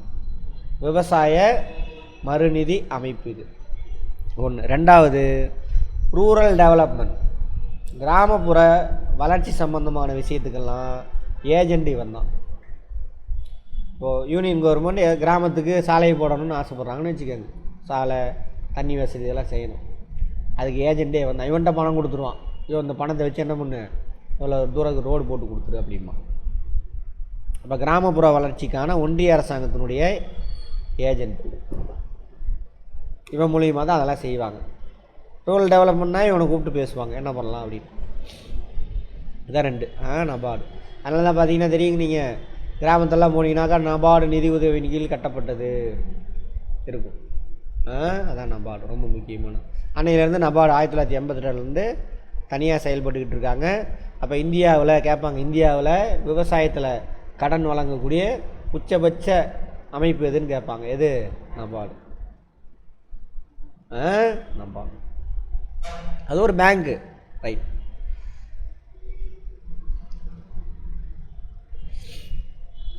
நபார்டில் முதலீடு செய்பவர்கள் யார், செய்திருப்பவர்கள் யாவர்? ஒன்றிய அரசாங்கம் 50%, ஆர்பிஐ 50%. நபார்டு தலைமை வங்கி எங்கே உள்ளது? மும்பை. ஆமாம், ஹெட் ஆஃபீஸ். தலைமை வங்கியில் தலைமையகம். இந்தியாவில் வங்கிகளை கட்டுப்படுத்தும் அதிகாரம் படைத்த அமைப்பு, இது நமக்கு முன்னாடியே தெரியும். ஆர்பிஐனுடைய தலைமையிடம் மும்பை தான். அதனால தான் என்னது மும்பை இந்தியாவினுடைய நிதி,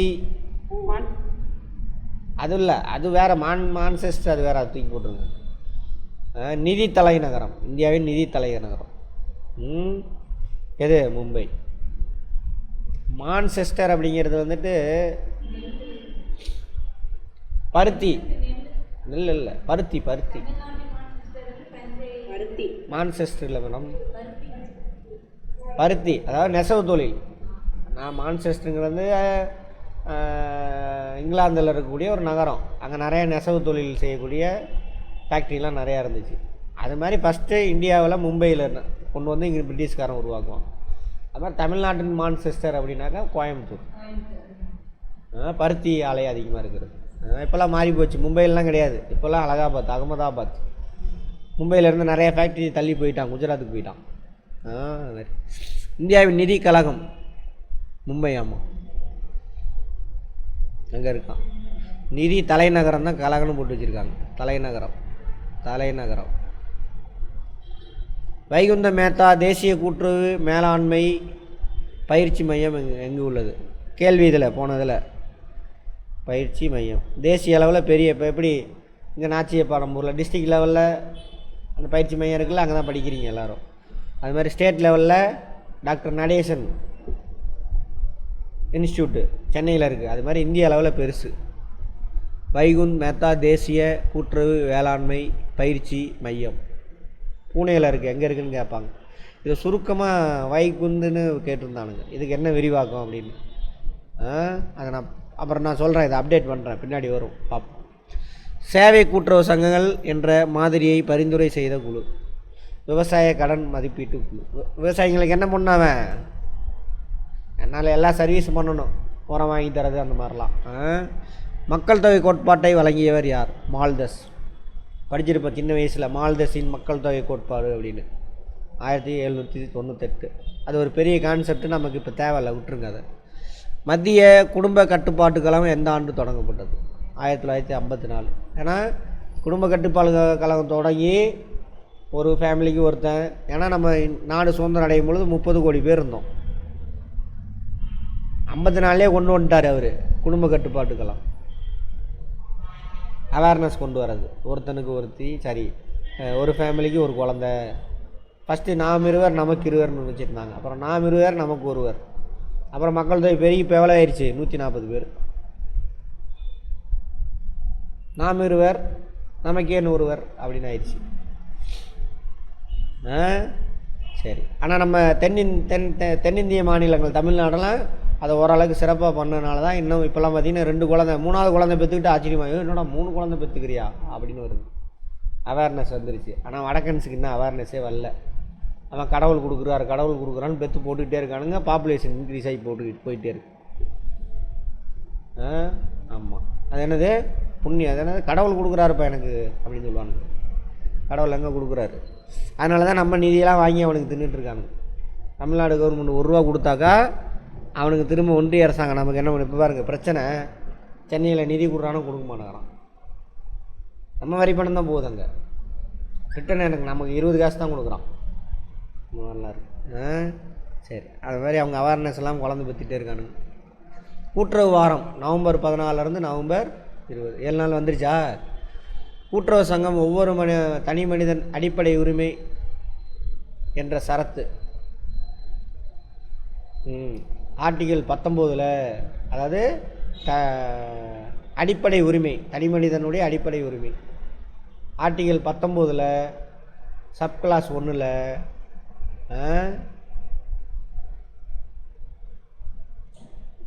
அதில் சேர்த்திருக்காங்க.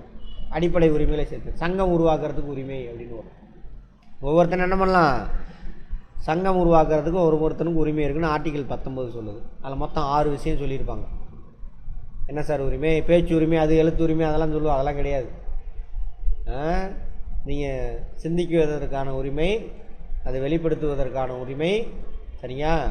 ஆயுதமின்றி கூட்டம் கூடுவதற்கான உரிமை. இந்த ஆர்டிகிள் 19 இருக்கக்கூடிய அந்த 6 உரிமையை சொல்கிறேன். சிந்திக்கிறதுக்கான உரிமை, உங்கள் இஷ்டத்துக்கு சிந்திச்சுக்கலாம், சரிங்களா? அப்புறம் வெளிப்படுத்துறது, நீங்கள் வெளிப்படுத்தலாம் உங்களுடைய சிந்தனையை. அதேமாதிரி என்ன பண்ணலாம், ஆயுதங்களின்றி ஒன்றா கூடலாம், ஓகேவா? ஆயுதமின்றி ஒன்றா கூடலாம். அதேமாதிரி சங்கம் அமைச்சிக்கலாம். அதுதான் இது. கூட்டமாக சேர்ந்து நீங்கள் சங்கத்தை உருவாக்கிக்கலாம். 4வது பாயிண்ட் தான் அது. சரி, சங்கத்தை அமைச்சாச்சு சார். அதுக்கப்புறம் என்ன பண்ணுறான், நீங்கள் நாடு முழுவதும் எங்கே வேணாலும் ஃப்ரீயாக போயிட்டு வரலாம். அதான் 5வது உரிமை. இந்த ஆர்டிகிள் 19 அடிப்படை உரிமைனா நம்ம சின்ன வயசில் நானும் அப்படி தான் சொன்னேன். எழுத்து உரிமை, பேச்சு உரிமை, அந்த உரிமை, இந்த உரிமை. அவர் ப்ரொபோசஸ் சிரிச்சார். அப்போ தப்புடான்னு கண்டுபிடிச்சிக்கிட்டேன். அப்புறம் தேடி அப்புறம் கற்றுக்கிட்டேன். அடுத்து 6வது, எந்த தொழில் வேணாலும் செய்யலாம், அந்த உரிமை கேட்பாங்க. அடிப்படை உரிமையில் எந்த சரத்து சங்கம் ஆரம்பிக்கிறதுக்கான உரிமை இருக்குதுன்னு சொல்லுதுன்னு கேட்பாங்க. ஆர்டிகிள் 19 அரசியலமைப்பில் கூறப்பட்டுள்ளது. இதை 2011 தான் சேர்க்குறாங்கன்றாங்க. ரைட். கூட்டுறவு சங்கங்களுக்கு தனியான பகுதி, இது இங்கே வரக்கூடாது. இது சரி, ரைட், அங்கேயே இருக்கட்டும், இது ஒன்றும் பிரச்சனை இல்லை. பாட்டு சொல்லியிருப்பேன் அன்றைக்கே. பாட்டு பி 9B இந்த டைம் பி அடிச்சிருங்க. 2001 தான் சேர்க்குறாங்க. 2013 14 சொல்லியிருப்பேன், கேட்பாங்க. கூட்டுறவு சங்கங்களுக்கான தனியான பாட்டு அட்டவணை எதுனா 7 லிஸ்ட்டு 2 அட்டவணையில், அது ஃபஸ்ட்லேயே இருக்குது. பாட்டு 9Bயை எப்போ சேர்த்துறாங்க? 2011 தான் சேர்க்குறாங்க. தன்னிச்சையான கூட்டுறவு சங்கங்கள் அப்படின்னு சேர்த்துறாங்க. 2011 திருத்தம். வேளாண் கடன் பரிசீலனை குழு அப்படின்னு ஒன்று அப்பாயின்மெண்ட் பண்ணுறாங்க. ஏசிஆர்சி அப்படின்னா வேளாண் கடன் பரிசீலனை குழு அப்படின்னு விரிவாக்கம். அதை மட்டும் பார்த்து வச்சுக்கோங்க. பிரதம விற்பனை சங்கத்தின் விவகார எல்லை என்ன? கடன்லாம் விட்டுட்டு வந்தாச்சு, இப்போ விற்பனை சங்கத்துக்கு வந்தாச்சு. நான் கிரெடிட் கோஆப்ரேட்டிவ்ஸில் என்ட்ரு ஆயாச்சு. கிரெடிட் கடன் கொடுக்காத சங்கம். கடன் சாரா விற்பனை சங்கம், சரி, கடன் சாரா கூட்டுறவுகள் தனி புக்கே இருக்கும், சரியா? இது 2 அடுக்கு இருக்கும். பிரதம வேளாண் கூட்டுறவு சங்கம், சரி, வேளாண் விற்பனை கூட்டுறவு சங்கம், இதோட விவகார எல்லை தாலுக்கு, ஒவ்வொரு தாலுக்கும் ஒன்று இருக்கும். அன்றைக்கி பேசும்பொழுது அதை பற்றி சொல்லியிருப்பேன். இவங்கெல்லாம் ஒன்று சேர்ந்துட்டு மாநில வேளாண் கூட்டுறவு விற்பனை இணையம், மாநில வேளாண் கூட்டுறவு விற்பனை இணையம், இதுதான் மத்திய சங்கம். ரெண்டாவது பிரதம சங்கங்களாக ஒன்று சேர்ந்து உருவாக்கினா அது வந்து மத்திய சங்கம். அந்த மத்திய சங்கம் மாநில அளவில் இருக்கும், மாநிலம் முழுவதுக்கும் ஒரு மத்திய சங்கம். பிரதம சங்கம், மத்திய சங்கம். மத்திய சங்கம் எங்கே? மாநில அளவில்.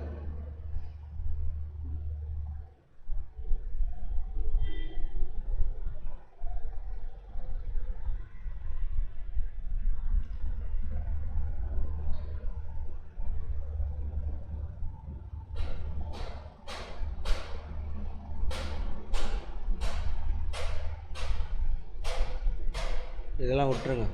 இதெல்லாம்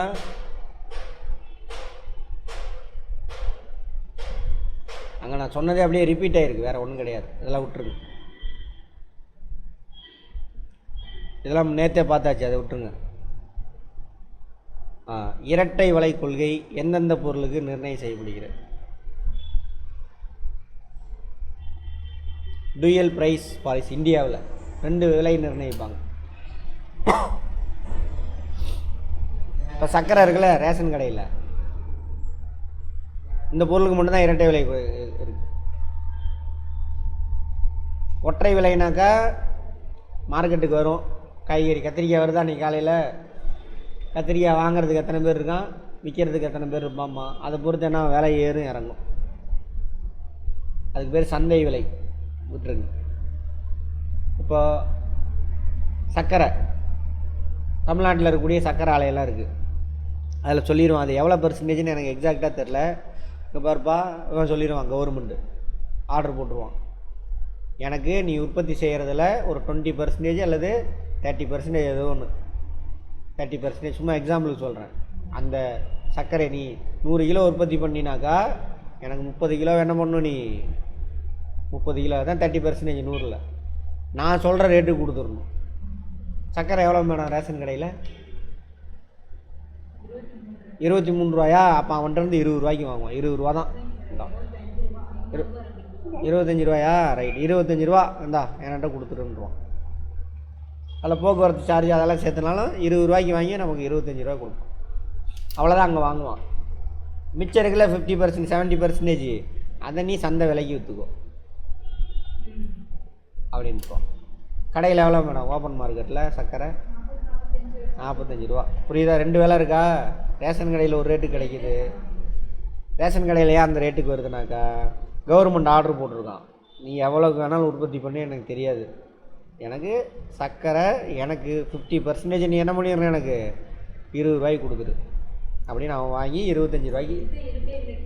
ஆமாம், மிச்சம் இருக்க 50% அது பர்சன்டேஜ் மட்டும் எனக்கு தெரில, அதை வந்து நீங்கள் என்ன பண்ணுங்க எவ்வளோக்கு வேணாலும் சந்தை விலைக்கு விற்றுக்கோ அப்படின்ட்டுருவோம். அதே மாதிரி தான். ஆமாம், நெல் பார்த்தீங்கன்னா தெரியும், மினிமம் சப்போர்ட் ப்ரைஸ்னு கவர்மெண்ட் அனௌன்ஸ்மெண்ட் பண்ணுவான். நேற்று அதை பற்றி பேசணும். எல்லா நெல் அறுவடை செஞ்சது, விதை, உரம், பூச்சி இதெல்லாம் போட்டது ஒரு குவிண்டால்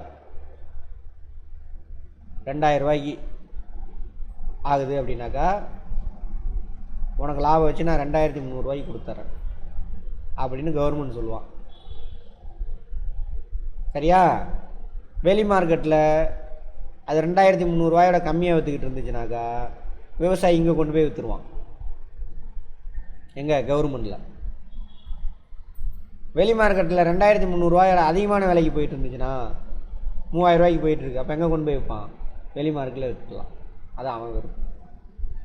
அது மாதிரி தான் கோதுமைக்கும். அப்படி வாங்கின அந்த நெல் கோதுமையை தான் அரைச்சி எங்கே விற்கிறாங்க? ரேஷன் கடையில் விற்கிறாங்க. புரிஞ்சதா? ரைட். அப்போ 2 ரேட்டு, அதான் இரட்டை விலை.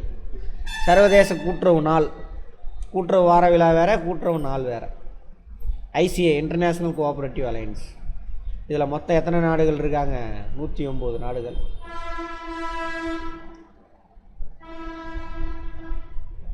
மொத்த உறுப்பினர்கள் 310 நிறுவனங்கள். புரியுதானே? எல்லா நாட்டில் இருக்கக்கூடிய தலைமை இப்போ நம்ம இதுலேயே பார்த்தீங்கன்னாக்கா கூட்டுறவு கடன் சங்கங்களின் கூட்டமைப்பு, இந்திய கூட்டுறவு கடன் சங்கங்களின் கூட்டமைப்புன்னு ஒன்று இருக்கும். இந்திய பால் உற்பத்தியாளர் கூட்டமைப்புன்னு ஒன்று இருக்கும். தேசிய அளவில் அமைப்புகள், இந்த நிறுவனங்கள்லாம் சேர்ந்து, அது மாதிரி ஒவ்வொரு நாட்டிலையும் 10-15 நிறுவனம் இருக்கும். அப்படி ஐசிஏவில் அந்தந்த நாட்டின் அளவில் பெரிய நிறுவனங்கள் இருக்கு இல்லையா, அவங்க தான் 310 நிறுவனங்கள் இருக்காங்களாம் ஐசிஏவில். இந்த ஐசிஏ உருவாக்கப்பட்ட நாள் இன்டர்நேஷ்னல் கோஆப்ரேட்டிவ் அலையன்ஸ் 1895. ஐசிஏவுடைய தலைநகம்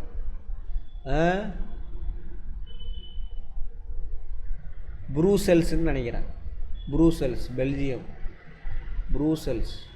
பெல்ஜியம். அப்படியே இருங்க, நெட்டில் பார்த்து சொல்லிடுறேன். அது டைப் பண்ணது அப்படி இருக்கு. Capital of பெல்ஜியமா?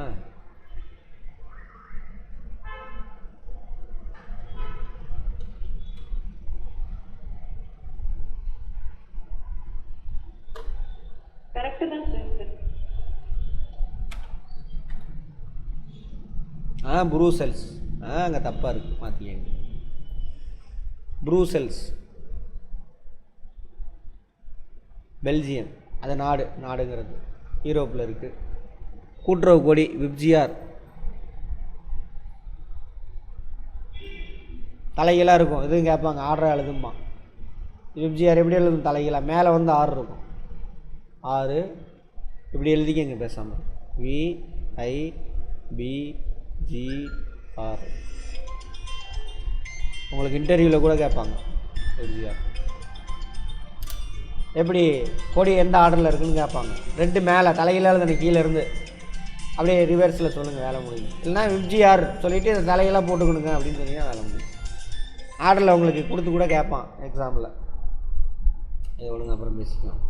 மேலாண்மையின் தந்தை ஹென்றி ஃபயல். ஆமாம், ரைட், ஃபேக்ட்டு. ஹென்றி ஃபயல் மேலாண்மைக்கு எத்தனை கோட்பாடுகளை உருவாக்கினார்? 14 கோட்பாடு. வேலை பகிர்வு என்ற கோட்பாட்டை வழங்கியல் ஹென்றி ஃபயல்.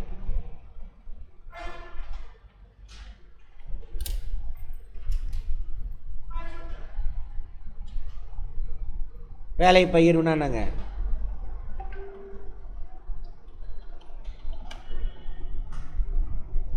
யாரு? Henry file. கரெக்டு தான்.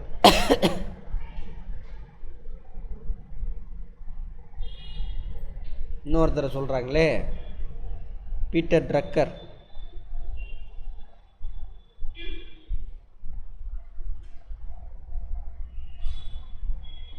ஆ 14 பிரின்சிபல் கொடுத்தது. Okay. Father of modern management. ரெண்டுமே சொல்கிறாங்க இவரை. Father of modern management. Okay, correct தான். அவரை விட்டுருங்க. பீட்டர் ட்ரக்கர் இல்லை, நம்ம புக்கில் உள்ளது அதுதான், அதை எடுத்துக்கோங்க. 14 கோட்பாடு கொடுத்துருப்பாங்க. மேலாண்மை கோட்பாடு, அடிப்படை கோட்பாடு மொத்தம் 14 தான். சரியா? ரைட். அதில் ஒரு கோட்பாடு தான் வேலை பகிர்வு, டிவிஷன் ஆஃப் லேபர். அப்படின்னு என்னன்னு சொல்ல முடியுமா? லேபர், வேலை பகிர்வு. நிறுவனத்துல அனைத்து பணிகளுக்கும் வேலை சமமாக பகிர்ந்து. என்னங்க மேடம்? அனைத்து பணிகளும் சமமாக பிரித்து கொடுக்கணும். கரெக்டாக அப்படியா சொல்கிறீங்க? பணியாளர்களுக்கு அவங்க வேலை சமமாக பகிர்ந்து. அதுதான் கிடையாது. பரவாயில்ல, குட். நீங்கள் சிந்திச்சு இது பண்ணுறீங்களா? வேலை பகிர். ஒரு வேலையை என்ன பண்ணணும், பல சின்ன சின்ன வேலையை பிரிச்சிடணும். வார்த்தையில் இடத்துக்கு வருவாங்க. இப்போது நம்ம அதோட விளைவு தான் மாடர்ன் மெஷின்லாம் வந்தது. துணி தைக்கிறதுங்கிறது ஒரு வேலை தானே. நம்ம ஊரில் அவங்க வீட்டு பக்கத்தில் டெய்லர் இருப்பார். என்ன பண்ணுவார்? அவரே அளப்பார், அடங்கப்பார், கோடு போடுவார், வெட்டுவார், அவரே தைப்பார் எல்லாம். திருப்பூர் போய் பாருங்கள், தனித்தனியாக இருக்கும். ஒருத்தன் மார்க்கிங் மட்டும் பண்ணுவான் அளவு எடுத்து, சரியா? ஒருத்தன் என்ன பண்ணுவான்? வெட்டுற வேலையை மட்டும் செய்வான். ஒருத்தன் கையை மட்டும் ஒட்டிக்கிட்டே வருவான், சரியா? ஒருத்தன் கழுத்து மட்டும் ஒட்டிக்கிட்டே வருவான். அப்படியே வந்துக்கிட்டே இருக்கும். ஒருத்தன் பட்டன் மட்டும் வைப்பான். தனித்தனியாக இருக்கும். அதுக்கு பேர் தானே அது வேலை பகிர்வு. வாங்க கிளாஸ் முடிய போதே, வாங்க உட்கார். உட்காருங்க வந்தார். அதுக்கு பேர் தானே வேலையை பகிர்வு, டிவிஷன் ஆஃப் லேபர். அப்படி வேலையை பகிர்ந்து செய்யும் பொழுது வேலை வேகமாக நடக்கும், நிறைய ப்ரொடக்டிவிட்டி அதிகமாகும், ஸோ லாபம் அதிகமாக கிடைக்கும், அந்த துறையில் எக்ஸ்பர்ட் ஆகும். அந்த கதையெல்லாம் நிறையா அங்கே படிச்சிருப்பீங்க மேனேஜ்மெண்ட்டில். அதெல்லாம் அதை சொன்னவர் இவர் தான் முக்கியமானது.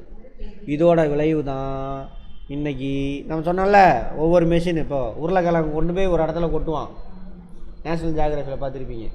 அது என்ன பண்ணும், தண்ணி ஊற்றி அலசுறதுக்கு ஒரு இயந்திரம், மேலே உள்ள தோல்லாம் நீக்கிறதுக்கு ஒரு இயந்திரம், பீஸ் பீஸாக வெட்டுறது ஒரு இயந்திரம், அப்படியே கிராஸாகி வந்துக்கிட்டே இருக்கும். வெட்டினதில் ஓட்டை கருப்பு இருந்தால் தூக்குறதுக்கு ஒரு இயந்திரம், அப்படியே போயிட்டே இருக்கு. கடைசியில் பேக்கிங் மட்டும் எடுத்து எடுத்து வச்சுட்டு இருப்பான் நம்ம ஆள். அதான் ரைட் 25. ஆமாம், மேலாண்மையின் பணிகள், முக்கியமான பணிகள். திட்டமிடுதல்.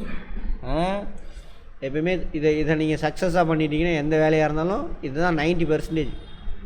ப்ராப்பராக பண்ணிட்டீங்கன்னா நான் உங்களுக்கு செலவு மிச்சம், நினச்ச நேரத்தில் வேலை முடிஞ்சிடும், செலவை கம்மி பண்ணலாம். அதெல்லாம் சரியா? திட்டம்னா என்ன அர்த்தம்? எல்லாமே நீங்கள் பண்ணணும், திட்டமிட்டால் தான் இதெல்லாம் நீங்கள் செய்யணும். ஆமாம், சரி. திட்டமிடுதல்னா என்ன அர்த்தம்?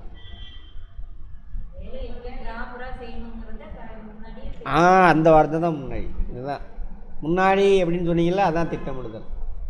நீங்கள் அடுத்து செய்ய போகிறத முன்கூட்டியே யார் என்ன வேலை செய்ய போகிறோம், அதை யார் செய்ய போகிறாங்க, வராருங்க ஒவ்வொன்றுக்கு தனித்தனி. ஃபஸ்ட்டு யார் செய்ய போகிறோம், என்ன வேலையை செய்ய போகிறீங்க, யார் செய்ய போகிறாங்க, சரியா, எத்தனை மணிக்கு முடிக்கணும், அதுக்கு எவ்வளோ செலவாகும், அதுக்கான பணத்தை ரெடி பண்ணிட்டு இந்த எல்லா வேலையும் முன்கூட்டியே பிளான் பண்ணிட்டீங்க. அதானே திட்டமிடும். முன்கூட்டியே முடிவு பண்ணுறது. பிளான் பண்ணிவிட்டு அந்த வார்த்தையை யூஸ் பண்ணாங்க, முன்கூட்டியே முடிவு பண்ணுறது. சரியா? அது இது முடிச்சிட்டிங்கன்னா 90% உங்களோட ஒர்க் மிச்சம், சக்ஸஸ் ஆயிடுவீங்க. அதை சொன்னது அவர் தான் சொல்லியிருப்பார். அமைத்தல் ஆர்கனைசேஷன் என்ன சார்? ஒரு வேலையை செய்கிறதுக்கான எல்லாத்தையும் கொண்டு வந்து சேர்க்கணும் ஒரு இடத்துல. அந்த வேலையை செஞ்சோம்னா அதுக்கு பேர் தானே அது அமைத்தல். பணம் தேவை, பில்டிங் தேவை, மெஷின் தேவை, பணியாளர் தேவை, எல்லாத்தையும் கொண்டு வந்து ஒரு இடத்துல சேர்த்தியாச்சு. அது அமைத்தல், ஆர்கனைசேஷன். அடுத்து பணியாளர் நியமனம். எல்லாத்தையும் கொண்டு வந்து சேர்த்தியாச்சா, நீ இந்த வேலையை செய், அவனுக்கு தகுதிக்கு தகுந்த மாதிரி ஆள் போடுறது. அப்புறம் இயக்குதல். பணியாளர் அப்பாயின்மெண்ட் பண்ணியாச்சு, எல்லா பொருளையும் சேர்த்தியாச்சு, ஒர்க் ஸ்டார்ட் பண்ணு இன்னைக்கு. இயக்குதல். ஒருங்கிணைத்தல். எல்லா துறைக்கும், ஒரு துறைக்கும் இன்னொரு துறைக்கும் நடுவில் இணைப்பை உருவாக்குறது, அதான் ஒருங்கிணைத்தல். இதில் கூட கேட்பாங்க, பார்த்துக்கோங்க. கட்டுப்படுத்துதல் அப்படின்னா, போகாது அங்கே போகாது, அப்படி கிடையாது. கண்ட்ரோல் அப்படின்னு சொல்லுவாங்க. அப்படின்னாக்கா அது சூப்பரான வார்த்தை. நம்ம பிளான் பண்ண மாதிரி அந்த ஒர்க் போயிட்டு இருந்துச்சுனாக்கா, நம்ம பிளான் பண்ண மாதிரி அந்த ஒர்க்கு போயிட்டு இருந்துச்சுனாக்கா வெரி குட் அப்படின்னு என்கரேஜ் பண்ணணும். கட்டுப்படுத்துதல் அதுவும் இருக்குது. நம்ம பிளான் பண்ண மாதிரி 10 யூனிட், இப்போ ஃபஸ்ட்டு 1 ஹவரில் 10 யூனிட் ப்ரொடக்ஷன் ஆகிருக்கணும், 8 தான் ஆகிருக்குது, என்னடா அப்படின்னு பார்க்கணும். என்ன காரணம் 8 தான் ஆகிருக்கு அப்படின்னு பார்க்கணும். அந்த தப்பு என்னென்னு கண்டுபிடிச்சி அதை சரி செய்யணும். அதுக்கு பேர் தான் கட்டுப்படுத்து. என்கரேஜ் பண்ணுறது அதில் தான் இருக்கும். சரியா? கட்டுப்படுத்தல் நம்ம நினைக்கிற அங்கே போகாது எங்கே போகாது, அது கிடையாது. நம்ம நினச்ச மாதிரி நடந்துக்கிட்டு இருந்துச்சுன்னா வெரி குட் அப்படின்னு என்கரேஜ் பண்ணணும். நினச்ச மாதிரி நடக்கலை, கம்மியாயிருச்சு, அப்போ என்ன பண்ணணும், ஏன் அது கம்மியாச்சு அப்படின்னு கண்டுபிடிச்சி அதை சரி பார்க்கணும். அல்லது நம்ம 10 யூனிட் ப்ரொடக்ஷனாக நினச்சா 12 ஆகிட்டு இருக்குது, அப்பயும் விடக்கூடாது. 10 தான் வரும்னு நினச்சா 12 வருதுங்கன்னா ஏதாவது தப்பு நடக்குதான்னு பார்க்கணும். இதெல்லாம் அந்த கட்டுப்படுத்துதல் நடக்கும். இதெல்லாம் மேலாண்மையினுடைய முக்கியமான பணிகள். ராக்டேல் முன்னோடிகள் பின்பற்றிய கொள்கை மொத்தம் எத்தனை? 14. 1966 முதல் 94 வரை எத்தனை கொள்கைகள்? 6. எந்த வருஷம் ஐசிஏ உருவாக்குனாங்க? International Cooperative Alliance. அவன் தான் இதை கொண்டு வருவான். எதை? நமக்குன்னு ஒரு பிரின்சிபலை ஃபாலோ பண்ணணும். அது ஒரு கேள்வி. கூட்டுறவு கொள்கைகளை வகுத்து கொடுத்தது யார்?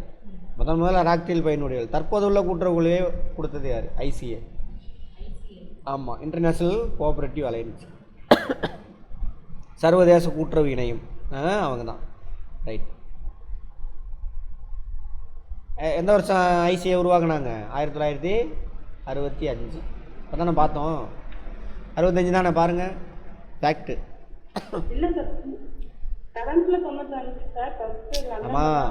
ஆமாம் வெயிட் பண்ணுங்க. ஐசிஏ எந்த வருஷம் உருவாக்குனாங்கன்னு கேட்டேன். ஐசிஏ 1965. அந்த ஐசிஏ தான் இன்டர்நேஷ்னல் கோஆப்ரேட்டிவ் அலையன்ஸு. மொத்தம் எத்தனை உறுப்பு நாடுகள் இருக்குது? அதில் ஒரு பேஜ் தான் முன்னாடி இருக்குது, ரொம்பலாம் போகல. நான் இங்கே தானே இருக்குது, அடுத்த பேஜ்லேயே இருக்குது. ஐசிஐ 1895. தப்பாக சொல்லிட்டேன், நான் சொன்னது 1895 இல்லை. Right, okay. ஐசிஐ இதோட தலைமையகம் எங்கே இருக்குது? பெல்ஜியம். நோட் பண்ணிக்கோங்க.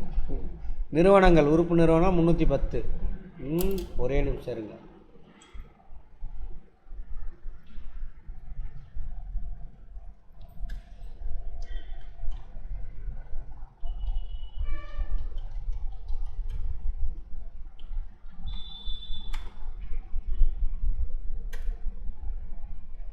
ஆயிரத்தி 1895. ரைட். ஐசிஏ உருவாக்குனது அப்பயே ஆரம்பிச்சிட்டாங்க அவங்க யூரோப்பில். கரெக்டு தான். ஐசிஏ 95. அதுலேருந்து 100 வருஷம் கழிச்சு என்ன பண்ணுறான்? இப்போ உள்ள பிரின்சிபல் இவன் உருவாக்கி கொடுத்த அந்த கொள்கைகள் தானே அது 1995. ஆமாம், புரியுதுங்களா? இது தப்பு. 1895 ஐசிஏ உருவாக்கின ஆண்டு. அவன் உருவாக்கின கொள்கைகள் தான் அந்த பிரின்சிபல்ஸ். 66லேருந்து 94 வரைக்கும் 6 பிரின்சிபல் இருந்துச்சு. அதை இப்போ எத்தனை இருக்குது? 7 பிரின்சிபல். இப்போ அதெல்லாம் என்னென்ன அப்படின்னு பார்த்தாச்சு. 1988ஆம் ஆண்டு எந்த விதிப்படி ஆண்டு சட்டம்ல 1988 விதி. 1988 விதி தானே 88. 83 தான் சட்டம். ரைட். கூட்டுறவு சங்கத்தை தலைவர் தேர்ந்தெடுக்கப்படுகிறார். விதி 53. எந்த விதியின் கீழ் கூட்டுறவு சங்கம் ஒன்றிற்கு செயலாளர் நியமிக்கப்படுகிறார்? 147. செயலாளர்னா மேனேஜரு, பிரசிடென்ட் கீழே இருப்பார்னு பார்த்தோம் இல்லையா? அது எந்தெந்த சங்கங்களுக்கு மேலாண்மை இயக்குனரே அரசே நியமிக்கும்? அந்த பார்த்தோம் இல்லையா, ஒரு ஷெட்யூல்டு சொசைட்டிஸ்னு. அந்த என்னது, அந்த ஸ்பின்னிங் மில்லு, சேகோ சர்வு, தொழில் கூட்டுறவு சங்கங்கள். ரைட். ஷெட்யூல்டு தமிழில் வந்து அட்டவணைப்படுத்தப்பட்ட நிறுவனம். அது எல்லாத்துக்கும் அதை போய் பார்த்துக்கோங்க. அப்புறம் இன்னொன்று என்ன இருக்குது? சக்கரை ஆலை பார்த்தாச்சு, ஸ்பின்னிங் மில்லு, இதெல்லாம் சேகோ சர்வு, இதெல்லாம் அட்டவணைப்படுத்தப்பட்டது. இவங்களுக்கான மேனேஜர், செக்ரட்டரி அவங்கள அரசாங்கமே நியமிக்கும். ஐஏஎஸ் ஆஃபீஸராக போடுவாங்க. ஏன்னா பெரிய பெரிய நிறுவனம், அதெல்லாம் அதிக பணியாளர் வேலை செய்வாங்க. ரைட். விதி 33 சப் கிளாஸ் 7. தலைமைச் சங்கங்கள் எல்லாமே அட்டவணைப்பட்ட சங்கங்களாமா. தலைமைச் சங்கங்கள்லாம் எது? மாநில அளவில் இருக்குல்ல, அது எது மாநில அளவில்? இப்போ எக்ஸாம்பிள் ஏதாவது ஒன்று சொல்லுங்க பார்ப்போம். Tamil Nadu state apex cooperative society. Cooperative bank, society சொல்லக்கூடாது, பேங்க். அதாவது குறுகிய மத்திய கால கடன் வழங்கக்கூடிய அமைப்பில் தொடக்க அளவில் தொடக்க வேளாண் கூட்டுறவு சங்கம், சரியா? மாவட்ட அளவில் மத்திய கூட்டுறவு வங்கி. இந்த மத்திய கூட்டுறவு வங்கிலாம் சேர்ந்து ஆரம்பிச்சு தான் இது. இப்போ ஸ்டேட் லெவலில் இருக்கக்கூடிய எல்லா சங்கங்களுக்கும் மேனேஜர் யார் நியமிப்பாங்க? அரசாங்கம். அந்த ஸ்டேட் லெவலில் இருக்கக்கூடிய எல்லா சங்கங்களும் என்ன பேர்? அதுக்கு அட்டவணையிடப்பட்ட சங்கங்கள், ஷெட்யூல்டு சொசைட்டிஸ். கூட்டுறவு சங்கங்கள் துணை விதியை திருத்தம் செய்யும் அதிகாரம், அதெல்லாம் பேசியாச்சு முன்னாடியே. பொதுக்குழு. கூட்டுறவு சங்கங்களை புதிய உறுப்பினர் சேர்க்க அதிகாரம் படைத்தது நிர்வாக குழு, சரியா? அவங்களே சேர்த்திக்குவாங்க. ஒரு உறுப்பினரை நீக்கணும்னு அதிகாரம் படைத்தது யார்? கூட்டுறவு சங்கத்தில் பொதுக்குழுக்கு மட்டும்தான் அந்த அதிகாரம். அந்த மெம்பரை தூக்குறோம்னா அதுக்காக அந்த சிறப்பு கூட்டத்தை கூட கூட்டிக்கலாம் அப்படின்னு பார்த்துருக்கோம். கூட்டுறவு சங்கம் ஒன்றின் தலைவரை தேர்ந்தெடுக்க அதிகாரம் படைத்த அமைப்பு நிர்வாகக்குழு. சொன்னேன் இல்லையா? நிர்வாகக்குழு இயக்குநர்களை தேர்ந்தெடுக்கும் அதிகாரம் பொதுக்குழு. பொதுக்குழு உறுப்பினர்கள்லாம் எலெக்ஷன் நடந்து முடிஞ்சிடும். 7 பேர் 8 பேர் இருக்காங்கன்னு வச்சுக்கோங்க. செலக்ட் ஆகிட்டு போயிட்டாங்க 8 பேர். அந்த 8 பேர் அவங்களுக்குள்ள ஒருத்தர் என்னவா பண்ணுவாங்க? தலைவராக தேர்ந்தெடுப்பாங்க. அங்கே தெரிஞ்சே தப்பாக அடிச்சுட்டு வந்துடுவோம். நல்லா புரிஞ்சுக்கோங்க. புரியலாம் கேளுங்க, கேள்வி கேட்டுகிட்டே போங்க. கான்செப்ட்லாம் ஒரு தடவை கேள்வி கேட்டு பதிவு வச்சுன்னா முடிஞ்சுது. ஃபேக்டை மட்டும் அப்பப்போ எடுத்து பார்த்துக்கணும். கூட்டுறவு சங்கத்தின் நிர்வாக முறை என்ன? மக்களாட்சி. மக்களாட்சி தானே. ஒருவருக்கு ஒரு வாக்கு. எத்தனை ஷேர் வாங்கியிருந்தாலும் சரி, அவர் ஒரு வாக்கு தான். ஒரு ஷேர் வாங்கினவங்க ஒரு ஓட்டு தான். ஓட்டு எங்கெங்கெல்லாம் போடுவாங்க? எப்போ போல் ஓட்டு போடுவாங்க?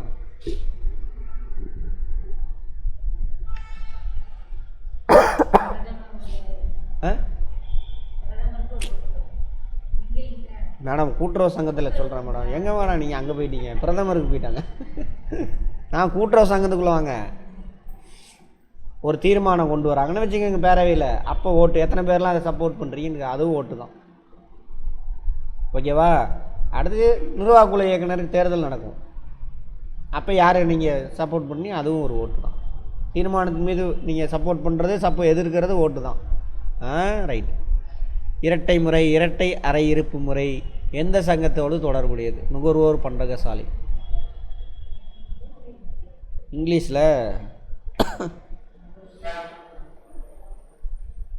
இங்கிலீஷில் அந்த வார்த்தைக்கு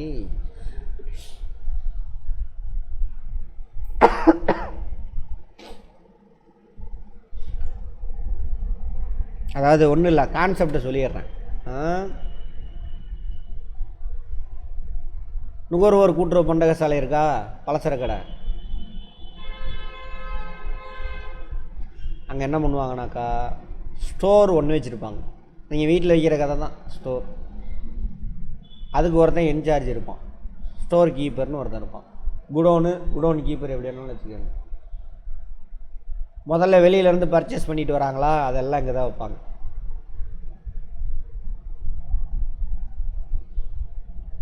சேல்ஸ்னு ஒரு செக்ஷன் இருக்கும், அங்கே சேல்ஸ்மேன் இருப்பான். இதுக்கு தனியாக அக்கௌண்ட்டு மெயின்டைன் பண்ணிட்டு வருவான், இதுக்கு தனியாக வேணும் பண்ணுவான், அக்கௌண்ட்ஸ் மெயின்டைன் பண்ணிட்டு வருவான். பொருள் வாங்கிட்டு வந்து உள்ளே வைக்கிறாங்க, ஓகே சரியா? இந்த சேல்ஸ்மேனுக்கு பொருள் தேவை அப்படின்னாக்கா என்ன பண்ணும், இவன் போய் எனக்கு இந்தந்த பொருள் வேணும் லிஸ்ட்டு இவன்கிட்ட கொடுத்துட்டு அதை வாங்கிட்டு வந்து இங்கே அடுக்கி வச்சுக்குவான். அப்போ இந்த நுகர்வோர் கூட்டுறவு சங்கத்தில் எத்தனை கணக்கு இருக்குது ஸ்டாக்குக்கு? ஒன்று குடோனில் ஒரு ஸ்டாக்குக்கு ஒரு கணக்கு இருக்குது, சேல்ஸ் செக்ஷனில் ஒரு ஸ்டாக்குக்கு ஒரு கணக்கு இருக்குது. இதுக்கு பேர் தானே இரட்டை அறை முறை. இதுக்கு நிறைய காரணம் இருக்குது, அதெல்லாம் நமக்கு டைம் இல்லை, விட்டுறலாம். ஏன் இப்படி வச்சுருக்கா, இப்படி வச்சுருக்கணும் அப்படின்னு ரெக்கமெண்ட் பண்ணுறாங்க. அப்படி தான் இருக்கும், அங்கே போனீங்கன்னா தெரியும். கையாடல் அதெல்லாம் குறைக்க போடும், தவறு தெரியாமல் தவறு அதெல்லாம் குறைக்க போடாது. அதுதான் மாநில கூட்டுறவு துறையின் தலைவர். ஒரு மாநிலத்துக்கு தலைவர் யார்? கூட்டுறவுத்துறைக்கு ரெஜிஸ்ட்ரார் தான். மண்டல அளவில் மண்டல இணை பதிவாளர். கோஆபரேட்டிவ் டிபார்ட்மெண்ட்டுக்கே வந்தாச்சுங்க.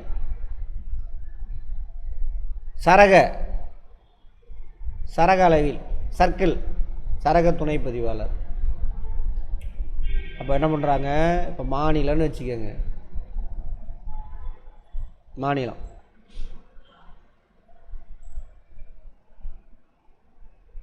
மாநிலத்துக்கு ஹெட் யார்?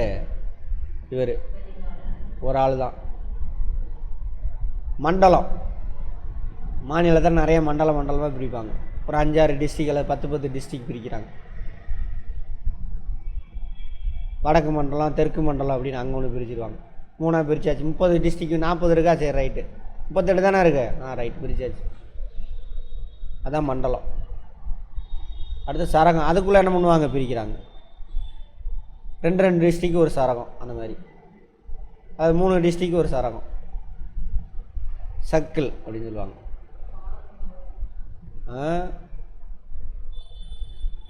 துணை அப்படின்னா டெப்டி ரெஜிஸ்ட்ரார், பெரிய லெவல். அடுத்தது சார்பதிவாளர்.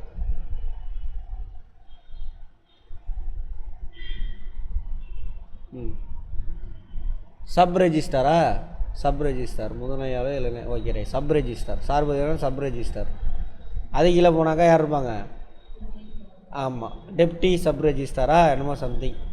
அப்புறம் சீனியர் இன்ஸ்பெக்டர், அடுத்து ஜூனியர் இன்ஸ்பெக்டர். இவங்கெல்லாம் ரெஜிஸ்ட்ரு. கூட்டுறவுத்துறை இருக்காங்க இல்லையா, கூட்டுறவு சங்கங்களுடைய என்னது, பிரம்மா, விஷ்ணு, சிவன், அது இவங்க தான் அந்தந்த லெவலில் இருப்பாங்க. கூட்டுறவு சங்கத்தை இவரையும் பதிவாளர் தான் சொல்லுவாங்க. ஓகேவா? ஆனால் வெளியில் பேர் அப்படி, இவரை பிஎஸ்சிஎஸ் அந்த மாதிரி இதுக்கெலாம் போய் பார்க்குறது, சூப்பர்வைஸ் பண்ணுறது, அவங்க ரெஜிஸ்டர் பண்ணுறது எல்லாம் அங்கே தான் நடக்கும். அடுத்தது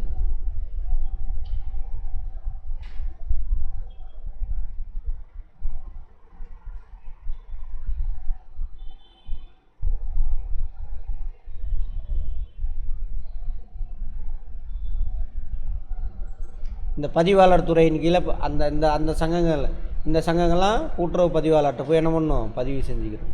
இந்த வகையான சங்கங்கள்லாம் விவசாய உற்பத்தி மற்றும் முன்னேற்ற சங்கம், கடன் சங்கம், பதப்படுத்து சங்கம், அதேமாதிரி இந்த கன்சியூமர் கோஆப்ரேட்டிவ்ஸ், இதெல்லாம்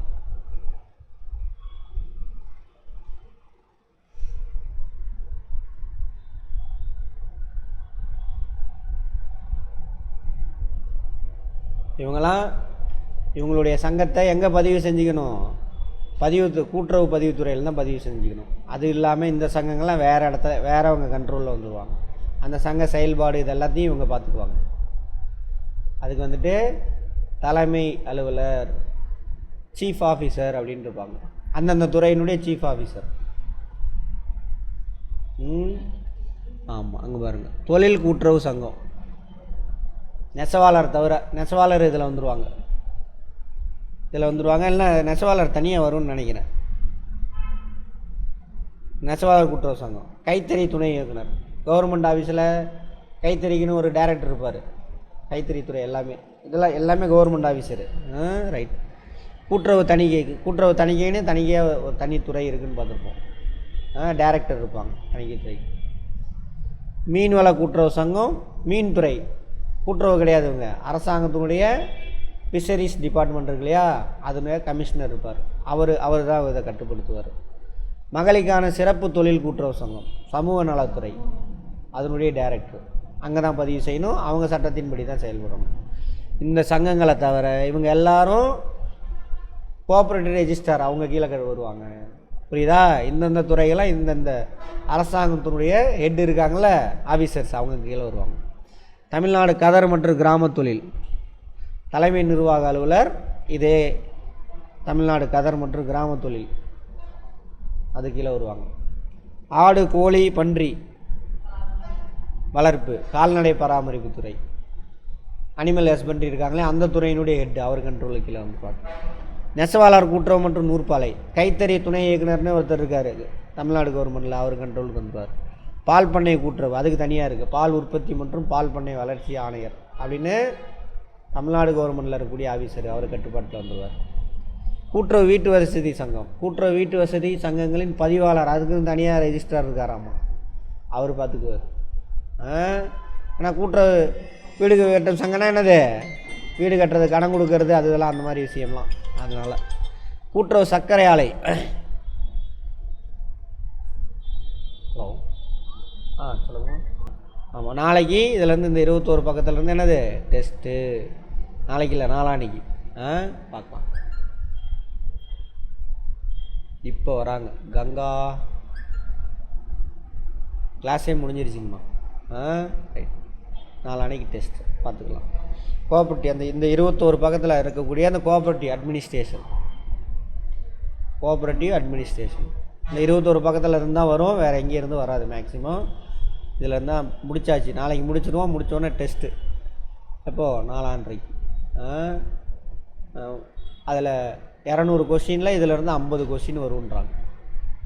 21 பக்கத்தில் இருந்தால் 50 கொஸ்டின் வரும். அதுக்கான டெஸ்ட்டு தான். அதனால் நல்லா படிங்க. அந்த செக்ஷனு, விதி, அது மட்டும் தான் கொஞ்சம் கன்ஃபியூஷன் ஆகும். மற்றெல்லாம் ஓரளவுக்கு நம்ம சொன்ன கதையை வச்சே புரிஞ்சு ஆன்சர் அடிச்சிடலாம். நாளான்னைக்கு டெஸ்ட்டு, நாளைக்கு இல்லை. ரைட், ஓகே, பார்ப்போம்.